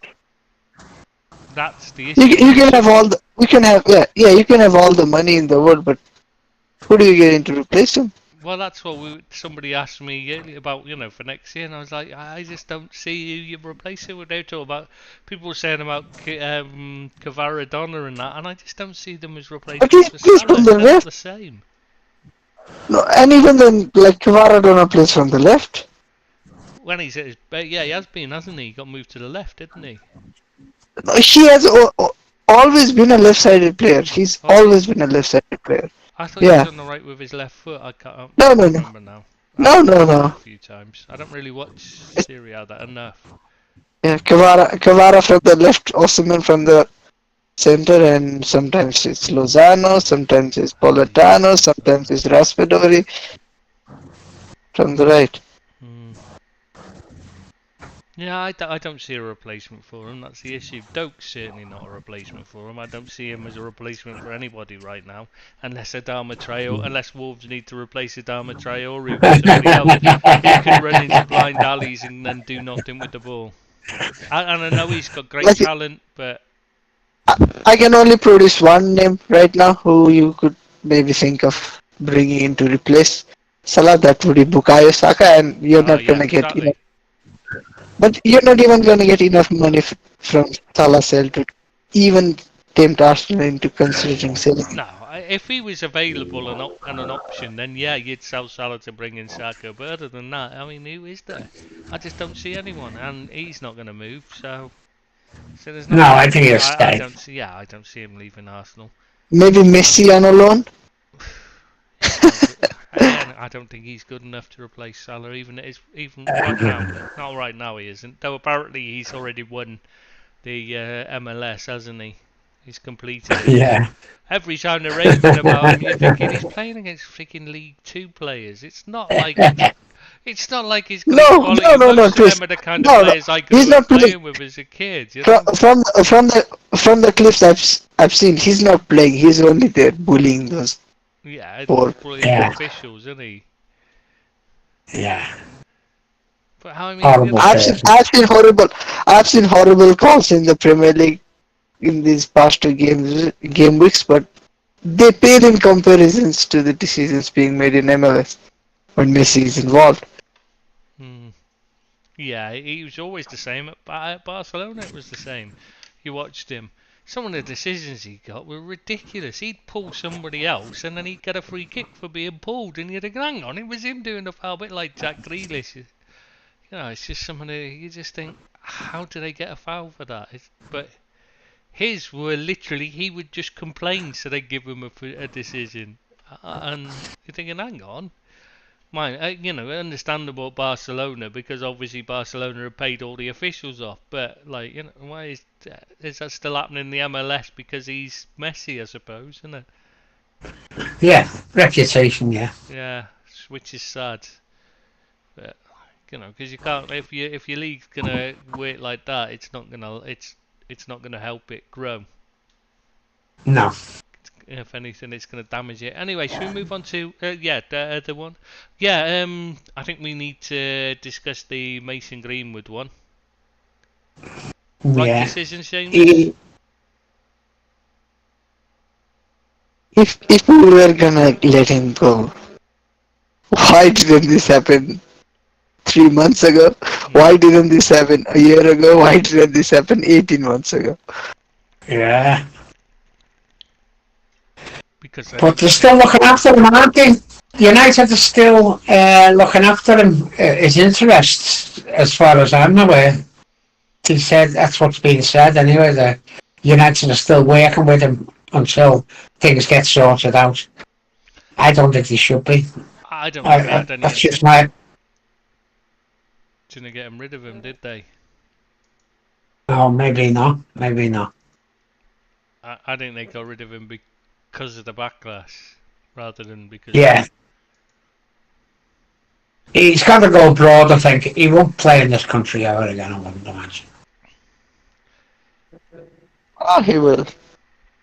Yeah, I was gonna Do you say. think so? Well, Ched Evans managed it, even when he was found guilty. I can't Yeah, see it. I that's the can't thing. see it. That's the thing, Billy. For all our beliefs and everything, in the justice system, he's not been found guilty.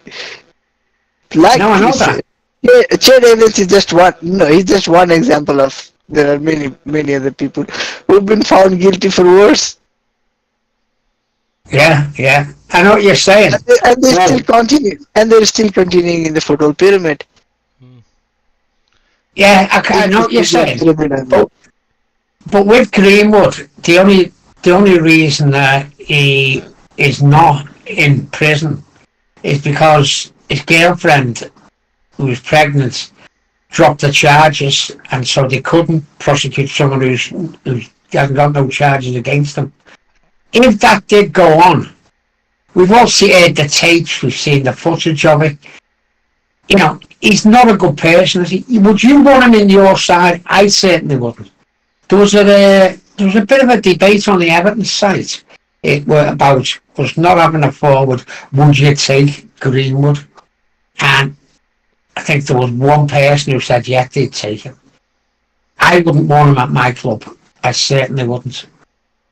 I'm not saying that he's been found guilty of anything, but I think we all know what went on and why he is not actually serving a prison sentence.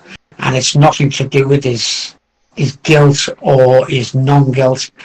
It's because he either got the money or the influence over the girl that she wouldn't prosecute him, she wouldn't hold up the charges that she originally made, and it stinks to me. To be It honest, really does. these kind of cases, they're very rare that people are found guilty. It's unfortunate. In domestic violence and rape, women tend to just, are the victims and stay the victims because the justice system isn't set up to deal with it and can't cope It's with an it. axe. Because it tends to be one word against another, and there's no real proof one way or the other. It's just literally somebody's word against another person's word, and that's impossible to prove, really.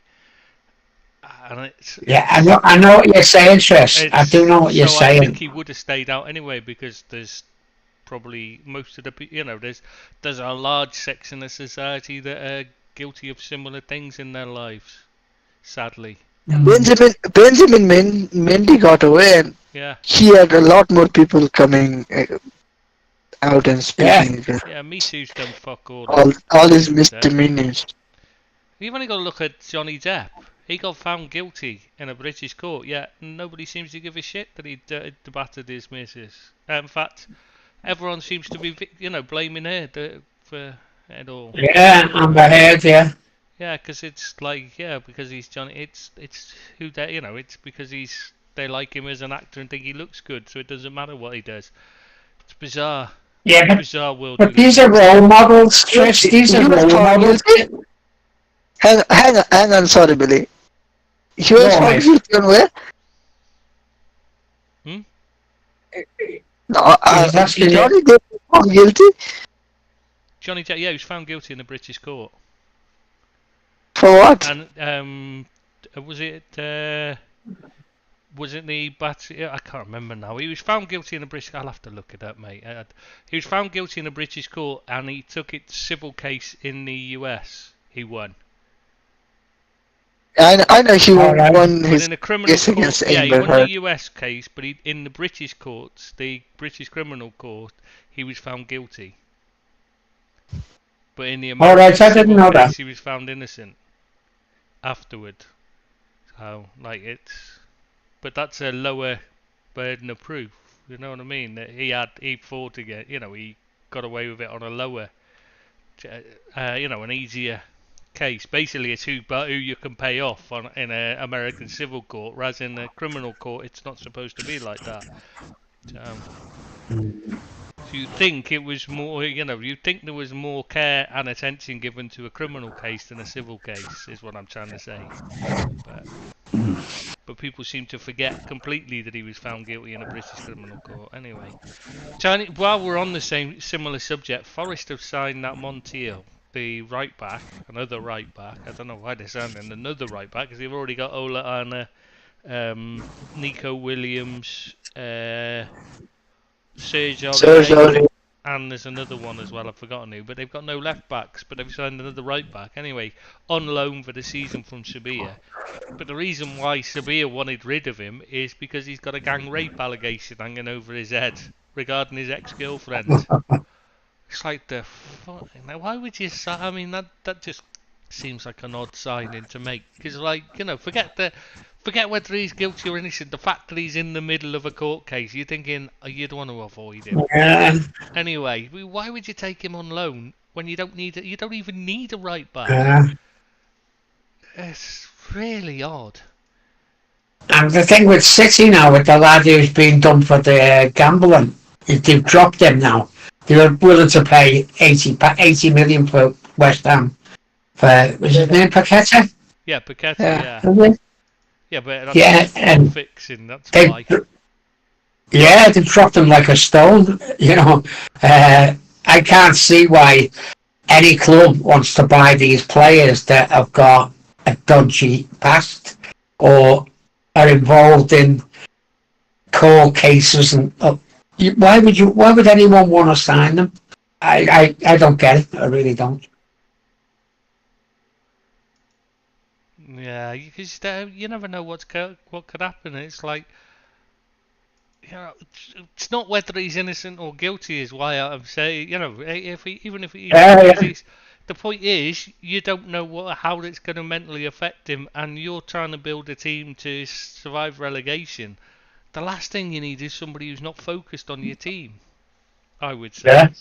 Yeah. It just seems a really bizarre loan when you don't even need a. You've already got loads. Weird. Yeah. Anyway, obviously, and if he is guilty, then you're not going to have him anyway when the case comes around. So, strange one. Anyway, Man City signed Doku, and Laporte has gone off to Al Nassr. That's a bit of a. I think Doku's a good. If there was a player that could possibly have replaced Salah in a couple of years, I think he's one of the ones that have possibly been an option. Yeah. One of the few. And Laporte, a shame about his injuries, because at one point he was brilliant, and then he got injured and he's never been the same, has he? No. He just constantly keeps getting injured. Yeah. Yeah, so it'll be no loss for City. Just be good to get him off the books, I think. But what do you think of that Doku? You've seen much of him, either of you two? Not so much of him, but from what I've heard of him previously, he was supposed to be a bit like Adama Traore. So I'm surprised. Can be a He's managed to turn it around. Yeah, he can be a bit, yeah. But he's improved. He's certainly improved from what he was. That was when he was younger. He was very Adama Traore like, but as he's gone, he's improved. But it depends if he can improve enough. Keep working on it. He's going to be some player. Obviously, playing for City, he won't be able to play the way Traore does. So. No. He'll have to change. Right, Burnley, they've signed Aaron Ramsey from Villa. Not that Aaron Ramsey, obviously. They paid £15 million, not 15 pence. Better one. Yeah, the better and younger one. And Delcroix from Anderlecht as well for a couple of mil. So, yeah, I don't know much about him, to be honest with you. Nor me, not seen him. Yeah, but Burnley have really found their niche with the announcement videos nowadays. Have they? Are they good, are they? They make an effort. And they're more in tune with the meme culture. Yeah. Romers used to be the best because they stole Liverpool's video guy, and theirs were incredible for a while after they got him. Oh, piss off, TV! Stop switching on. I am not asking you to switch on. No. Keep sticking on voice activation's driving me mad. I'm gonna have to switch it off when I know how to. When I figure out how to. So what were we? Why? What You're did going they to talk do for about these? superstitions, right? Yeah. What did they do for these? James, are they worth Which having a one? look for? Are they? What, Burnley's videos? Yeah. They're not generic, is what I'm trying to say. Are they as good as your jokes that you put in our WhatsApp? Yeah, pretty much. They're that bad. They've I hit the won't bother pinnacle. then. Yeah. If they're as bad as your jokes, then I won't bother. If they're that level, no, it's not worth it. It's- They say we're going to talk about superstitions, Chris. Yeah, They say we so want to talk about superstitions before we go. Yeah, go on. yeah, to just thought it'd be because, like, obviously Seamus has obviously killed Man United's chances of winning a Yeah. for the next 60 years because he exists and he's a Jonah. But when you were Jonah at one time for Liverpool. Well, I wouldn't. It's always been a genre. Do you know what? No, the worst was, I remember one year was just after we'd moved back down. It was the year the green and white, you know, the first year, the green and white quartered shirt. Was it 93, 94? I can't remember when it was. A long time ago, anyway. And I had that. When my then girlfriend went round her parents' house for Sunday dinner because we were playing. It must have been an away game because otherwise I'd have been going up for the game, like, you know. So we went round there, and I spilt gravy on my top, as you fucking do, because it's a white top, and you always spill food when you're wearing white, don't you? You never do when it's any other colour, but as long as it's white, you always spill food or drink on it, don't you? Always, it's just sod's law. So I spilt gravy on. We won. So that was it. I decided the top was lucky and the gravy stain was lucky. So I wouldn't. So I'd literally just put the top on for the matches, and then take it off and put it away in the put it away in the cupboard in between games, and that was it. Wouldn't we were top. This was under Roy Evans, top of the league, running away with it. Absolutely, it was a one-horse race. It was how far, it was how many points we were going to win by. And then one day I was out. I came back home. Well, then the girlfriend had washed the shirt. Washed it. Got rid of the gravy stain. We ended up... Oh, so it was their fault. Yeah, we dropped down. I think we finished third that season. The one-horse race, it was how many points we were going to win by. And we didn't win a game for about 6 months after that. And it was all their fault. I never forgave her for that, ever. Yes, safe to say she's no longer here. No. God, She's no longer in your life. No, I don't even. I've never forgive her for that. Never forgive her. And every time I spoke to her afterwards, it always got brought up. Always got brought up. And she never understood it. That was the thing. Ever. Jadis, we know you're the jinx, right? Not watching Man United and they win. When's the next time you're going to watch United live? On telly. When we lose, and then me not watching is the reason we lose, and then I come back. That's what happened. Last season, look, I'll tell you what happened last season. First game, I watched it on my phone in the shop. We lost against Brighton. Second game, I watched it on telly against Brentford. We lost. Then I didn't watch it for I don't know how many more. It was months. I think it was months. And then again we lose, and then we lost the game, and then I watch, and then sometimes I don't watch, and then it just continues. Whatever I did previously, if it's a good result, I try to continue it. If it's a bad result, I just try to do the exact opposite. You have to do the exact same, don't you? If you whatever you've done and you get a good result, you then have to. No, it's not. It's not a routine. Look, No, listen. It's not a routine. Like I don't have the same thing. I Oh, don't I like. do. I don't wear the same clothes or anything. Oh, I do. It's just if I watch, we win. Next time I'll watch it. Doesn't matter what else is happening in my life. If, it doesn't even matter if I have an exam tomorrow morning. It doesn't matter. But if we lose when I watched, and then next time, even if like I have all the free time in the world, and football is the only thing that's on telly, no chance I'm gonna watch it.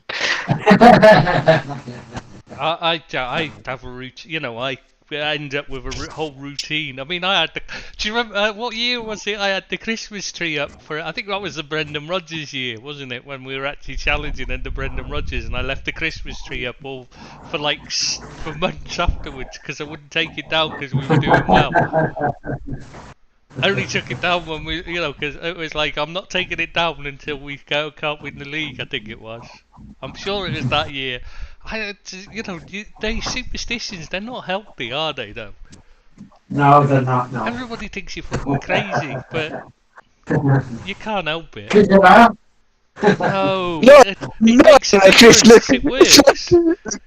it's not just everybody. Even like you're superstitious, I'm superstitious. I know full well that even Billy thinks we're crazy, and I'm not superstitious about any other thing. It's just this fucking club that I support.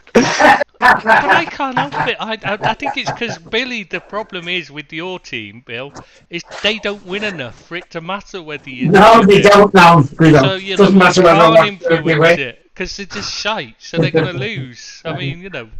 So No, there's no, no, point, no, doesn't no, matter. Chris. Everton aren't shite. They're just bored. They're just bored of having to Bored face of the the Premier same League. team every year.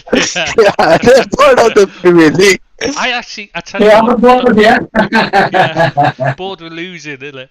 But I mean, I've gone to so many superstitions because anything I do, and if we win that game and I've done it, I have to then do it the following game. And I mean, I will literally go miles out of my way.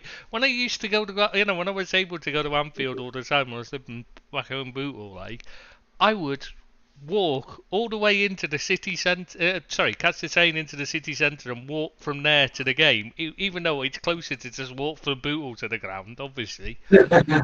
But I'd go all the way into because I did it. My nan wanted something from town once. I had to drop something off, or so I can't remember what it was. But then I had to go and do the exact same route every single week to go to the match. On a, you know, if it was on a Saturday, I had to do the same route every time because that had worked once. I mean, I bought the same things every time I went to the ground because once I did, the first time I did it, we won. So I'd always have a cup of tea and a pack of wine gums. Always. Had to be a pack of wine gums. And if they didn't have any, the kiosk, we lost. It's true. If we didn't have any. And then I'd get down and I sat next to, I always sat next to my uncle's friends, like, he used to have their season ticket next to his, what's his name? Tommy Mack, was it? Or Billy Mack? I can't remember. Tommy Mack, I think it was. I can't remember now. Yeah, anyway, so sat next to it, and he always had all the black wine gums because they were his favourites. They were mine, but because we won when he had the black wine gums, he always had to have the black wine gums. But if they didn't have any black wine gums in there, we drew. But if they didn't have one, and every game that was how it was happening. If they didn't have any wine gums in the kiosk, we'd lose.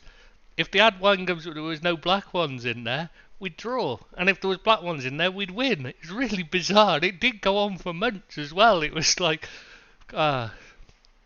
Well, yeah. if there's any psychiatrists listening today, No, look, Billy. Listen, Billy. I think it's coincidental at best, and idiotic at worst.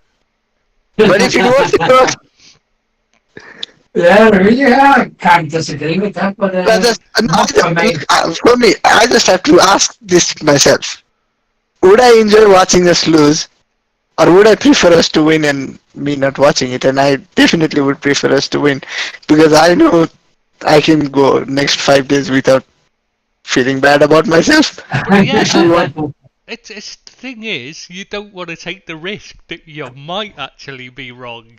and it isn't coincidence. That's the issue, is because then it's not just you've lost, but you also feel responsible for losing. I don't know how players can cope, because like it kills me afterwards if I've not followed all my superstitions to the letter, done exactly what I need to do. If I haven't done that and then we lose, that's it. It's devastating. I feel like I'm responsible for Liverpool losing if that happens. It would get And on that note, Don't you have any? Seriously? Come on, you must have absolutely no, I've got no superstitions some. You don't whatsoever. have the same tea beforehand or anything like, or Absolutely not, no. wow. Oh. Maybe you should. Maybe that is the reason why Everton are struggling. See, Maybe that's the problem. Yeah, that's see, the Everton problem. aren't shit. It's that you're not superstitious enough. You're costing your team points. See, it's all your fault, think Bill. you'll be right there. You are useless. Billy, okay, tell us, what did you do? What are the common things that you do every time you watch, or at least tell us what are the things you've done for the both game Everton have lost. Drink. I drink. That's it. And smoke. I drink and smoke, and then drink more and smoke more. Yeah, That's the only and thing you you watch- can And do. then he eats another drink you- after you watching watched that both- shite. You watched both the games. Sorry, Dave, what's your name? Did you watch both the games for Everton? Yeah. I did, Oh, yeah. see, so it that's could be the the problem. Yeah. Next game, maybe try just listening it on the radio. And if you're strong, and if you're mentally strong enough, like Chris and myself, then maybe you can even try and avoid the game completely. No. That's what I'm going to do, is avoid the game completely. I tell you what, That's what I feel like doing. if you're an Everton fan, Deeps, that doesn't need mental strength. That's the easy way out, mate. That's the easy way out. Sanity. Yeah, that's to preserve your mental capacity. That is, you know. Poor Samaritans are on standby always in Liverpool after Everton play. Right, boys, I think that's enough for me. I'm going to have my steak and chips and Steak and peas. chips, no pizza tonight. Yeah, steak and chips. No, steak and chips tonight. And For Americans, it would be steak and fries. yeah. Wow. Yeah, it's fried and chips for the roof like. Yeah, but they're not really fries, because fries are those thin things that aren't like proper. They aren't even proper potato. Yeah. Yeah, like little McDonald's thin things, they're no good to me. They're not fucking chips. What are those things? No. They're horrible. Yeah, like little chipsticks things, they're horrible, yeah, absolutely. They don't have any flavour because they've got, because there's only half a thing. There's only half a chip there, basically, isn't there? Not even half a chip. Yeah. No, they're awful. So, right, boys, I'm heading off and I'm going to have my tea and out of bath. So, thanks for today. Been very interesting. And Deeps and Chris, I'll see you next Thursday. Cheers, Jonah. Take care. Ta-ra now, boys. Oh, mate. Ta-ra. Ta-da, see you next Thursday, Billy. So at least, Ta-ra, mate. and we've solved Everton tonight. Wait, that's good. I tell you what, that's one hell of a podcast. We found out what the issue is with Everton. It's Billy. It's Billy. Yeah. He's Yeah, watching it's the game. Billy. So we now. AKA Jonah. Yeah. Yeah.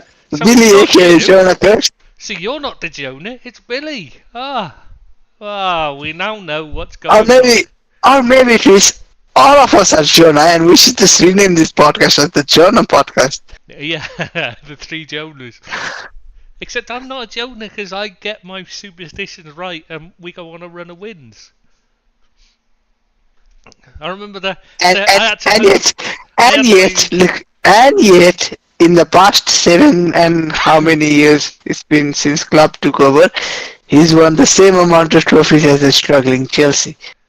How does it mean your superstition is working if fucking Chelsea have won the same amount of trophies? Chelsea have spent like 3 times as much though. No, but money isn't as powerful as our superstitions. That's well established. That's true. We Money can't can only have get you so far. I've obviously not been getting my superstitions correct. To be fair, for a few months I wasn't even, like when I moved here, there was the football wasn't even on. They didn't even have it showing here for a while. So last season I wasn't able to even watch it, so I couldn't influence it. I was trying to watch it on dodgy streams. Oh, that was horrible. I don't know how people can do that. You can't actually watch anything. You're not actually learning it. You're not actually able to watch anything because it keeps jumping and stuff. And you're like, oh well, a minute ago they were on the other, they're the other end of the pitch. Now they've scored. And it's like you've lost like 20 seconds where it suddenly jumped ahead. So, aye, but at least now we know what's wrong with Everton. So we've done something good tonight. We've fixed Everton. We've sorted them out. We just have to persuade Bill to keep watching them so they can go down. I mean, stop watching them so they can stay up. Sorry. Which is it we're trying to do? Save them or send them down? I've forgotten. Either ways. Yeah, either works. Let's be honest. I don't mind. I don't think anybody listening minds either. Now Billy's gone, I don't think they only want him to stay up for him. By the way, Chris, have you seen the rumors that Benzema and Nuno Espirito Santo are falling out? It's not really a surprise, that one, is it? No, but it's been said that Nuno didn't even want to sign him, and now they can't get along. Oh God. He's an odd. Benzema back to Real Madrid on loan.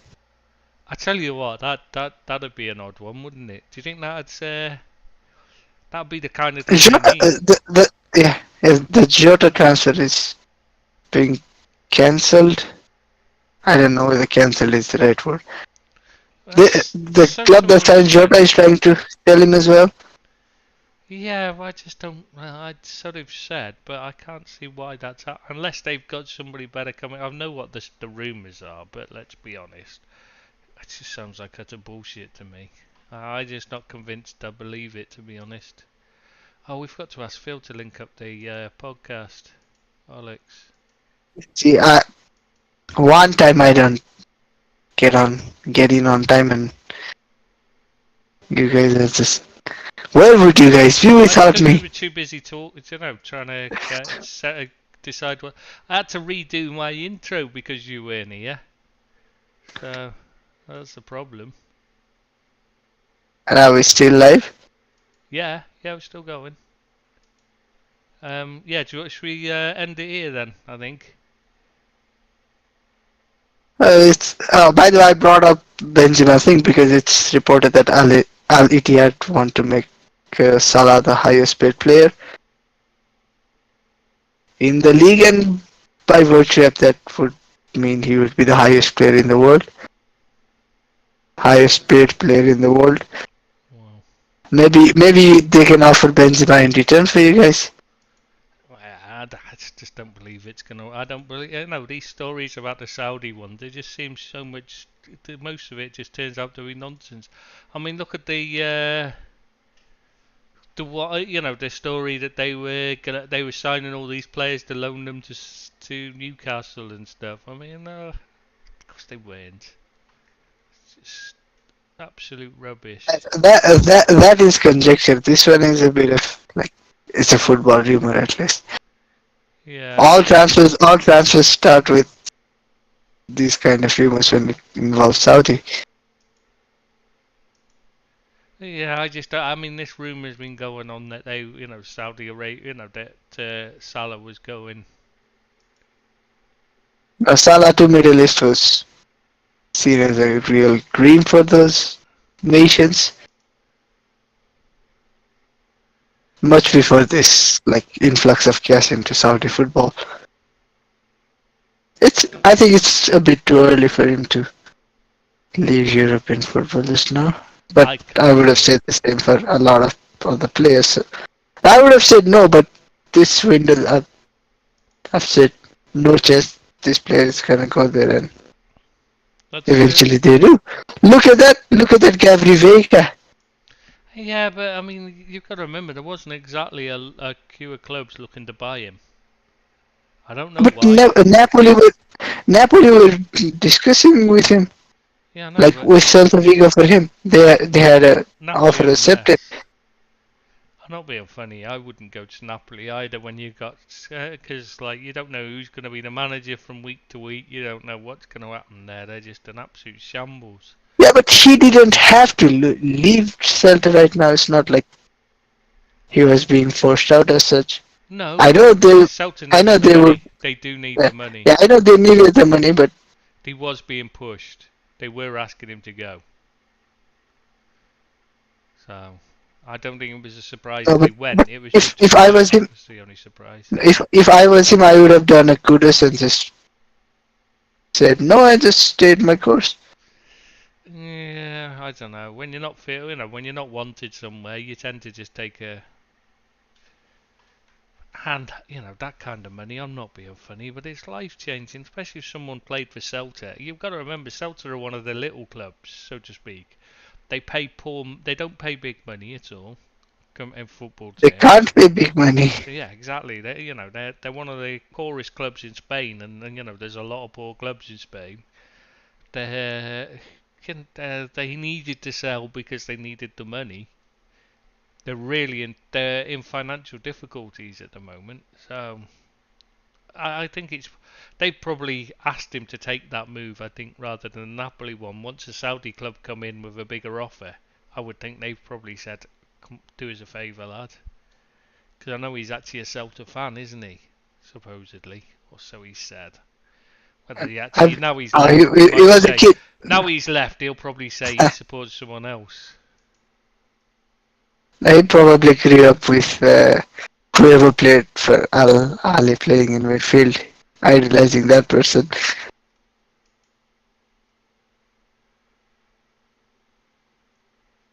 Have you have you seen much of that? What's his name? Bayindir, that Fenerbahce keeper, were rumored to be signing him. The one, I've not seen anything of him. He plays for Fenerbahce. It's not really a team I can say I watch a lot of, to be honest, or any of really. Turkish football's not something that's shown on TV. No, it just seems an odd signing. No, the whole thing is a bit odd because we sold Fred to them for what is, in fairness, a very modest fee, and now we're reportedly after him for what is an even more modest fee for someone who's 25 years old, has had a few appearances for the national team, is the club captain. I don't understand how that 5, 6, how many million it is rumored to be. It's just rumors, but I don't know how that makes sense for Fenerbahce either. No, that's what I mean. It's an odd one. It doesn't really. I understand how it makes sense for United as a backup on a cheap backup, like, but I can't understand how it makes sense for either of the other two parties, Fenerbahce or the player. For him, I mean, he's not going to displace Onana, and it's That he's means bringing in maybe for international him player. it's because he's gonna get a lot more money and he's gonna get paid on time. There is that, yeah, that's true. Yeah, you make a fair point there. Yeah, At least you can see like maybe that is what is like impressing him, but but I just don't understand this. you'd surely think there'd be other options if he's that good. And at 5 million, you'd think a keeper that's good quality international keeper, played for this country, Young enough, yeah, captain, and young. he's still only young for a keeper. In keeper's terms, he's still a baby, basically. You think you think there'd be better options for both him and for for the club. Really odd one. Really is an odd one. Let's Yeah, see, let's see if we can complete the deal. I don't get it at all. But yeah, I mean it makes sense for United. But Yeah, you bring in someone who's apparently a leader, experienced but young. Is said to be a modern style keeper as well. Is it? I don't know. I don't know. Like I said, don't know anything about him at all. But it just seems like a deal that's too good to be true. And why they didn't just do a swap deal with Fred is what I don't understand. You know, some kind of swap deal when you're selling them Fred. Why not do the deal then? Yeah, it just seems an odd one for a player of his, you know, that has an international career to move to sit on the bench.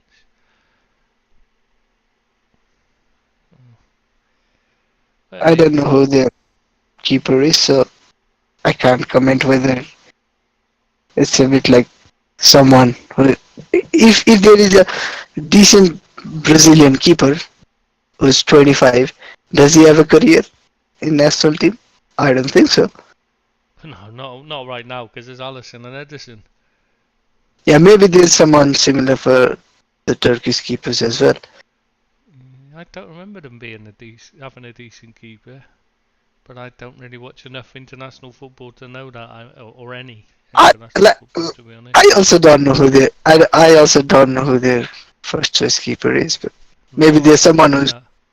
maybe someone is maybe there's someone who's the national team captain plays in goal and is somewhere around 25 to 30. Yeah, it could keep him out for a few years, so it's not worth him worrying about his international career right now.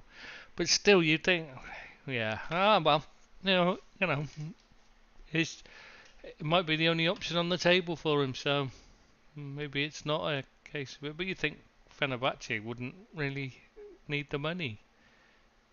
How much? Not that amount of money. Anyway, should we call this here? 'Cause I need to get some. See you next Thursday, everyone. Thanks to Billy, I'm now starving. I'll see you next Thursday, everyone. And Maybe you can go out. Maybe you can go out and get get a KFC piece of burgers. Yeah, I'll go get some KFC burgers. I'll go get two and sit there on my own with 2 plates and wait for Rob. It's not what I need to do. I'll go and get a bag of wine gums as well while I'm out. Oh no, I can't because they don't sell them here, bastards. So anyway, yeah, I'm going to end it here. So see you next Thursday, everyone. Thanks for listening, if anyone did, other than Rob. See you next Thursday. Take care. Thanks for all those Jonas. Bye bye.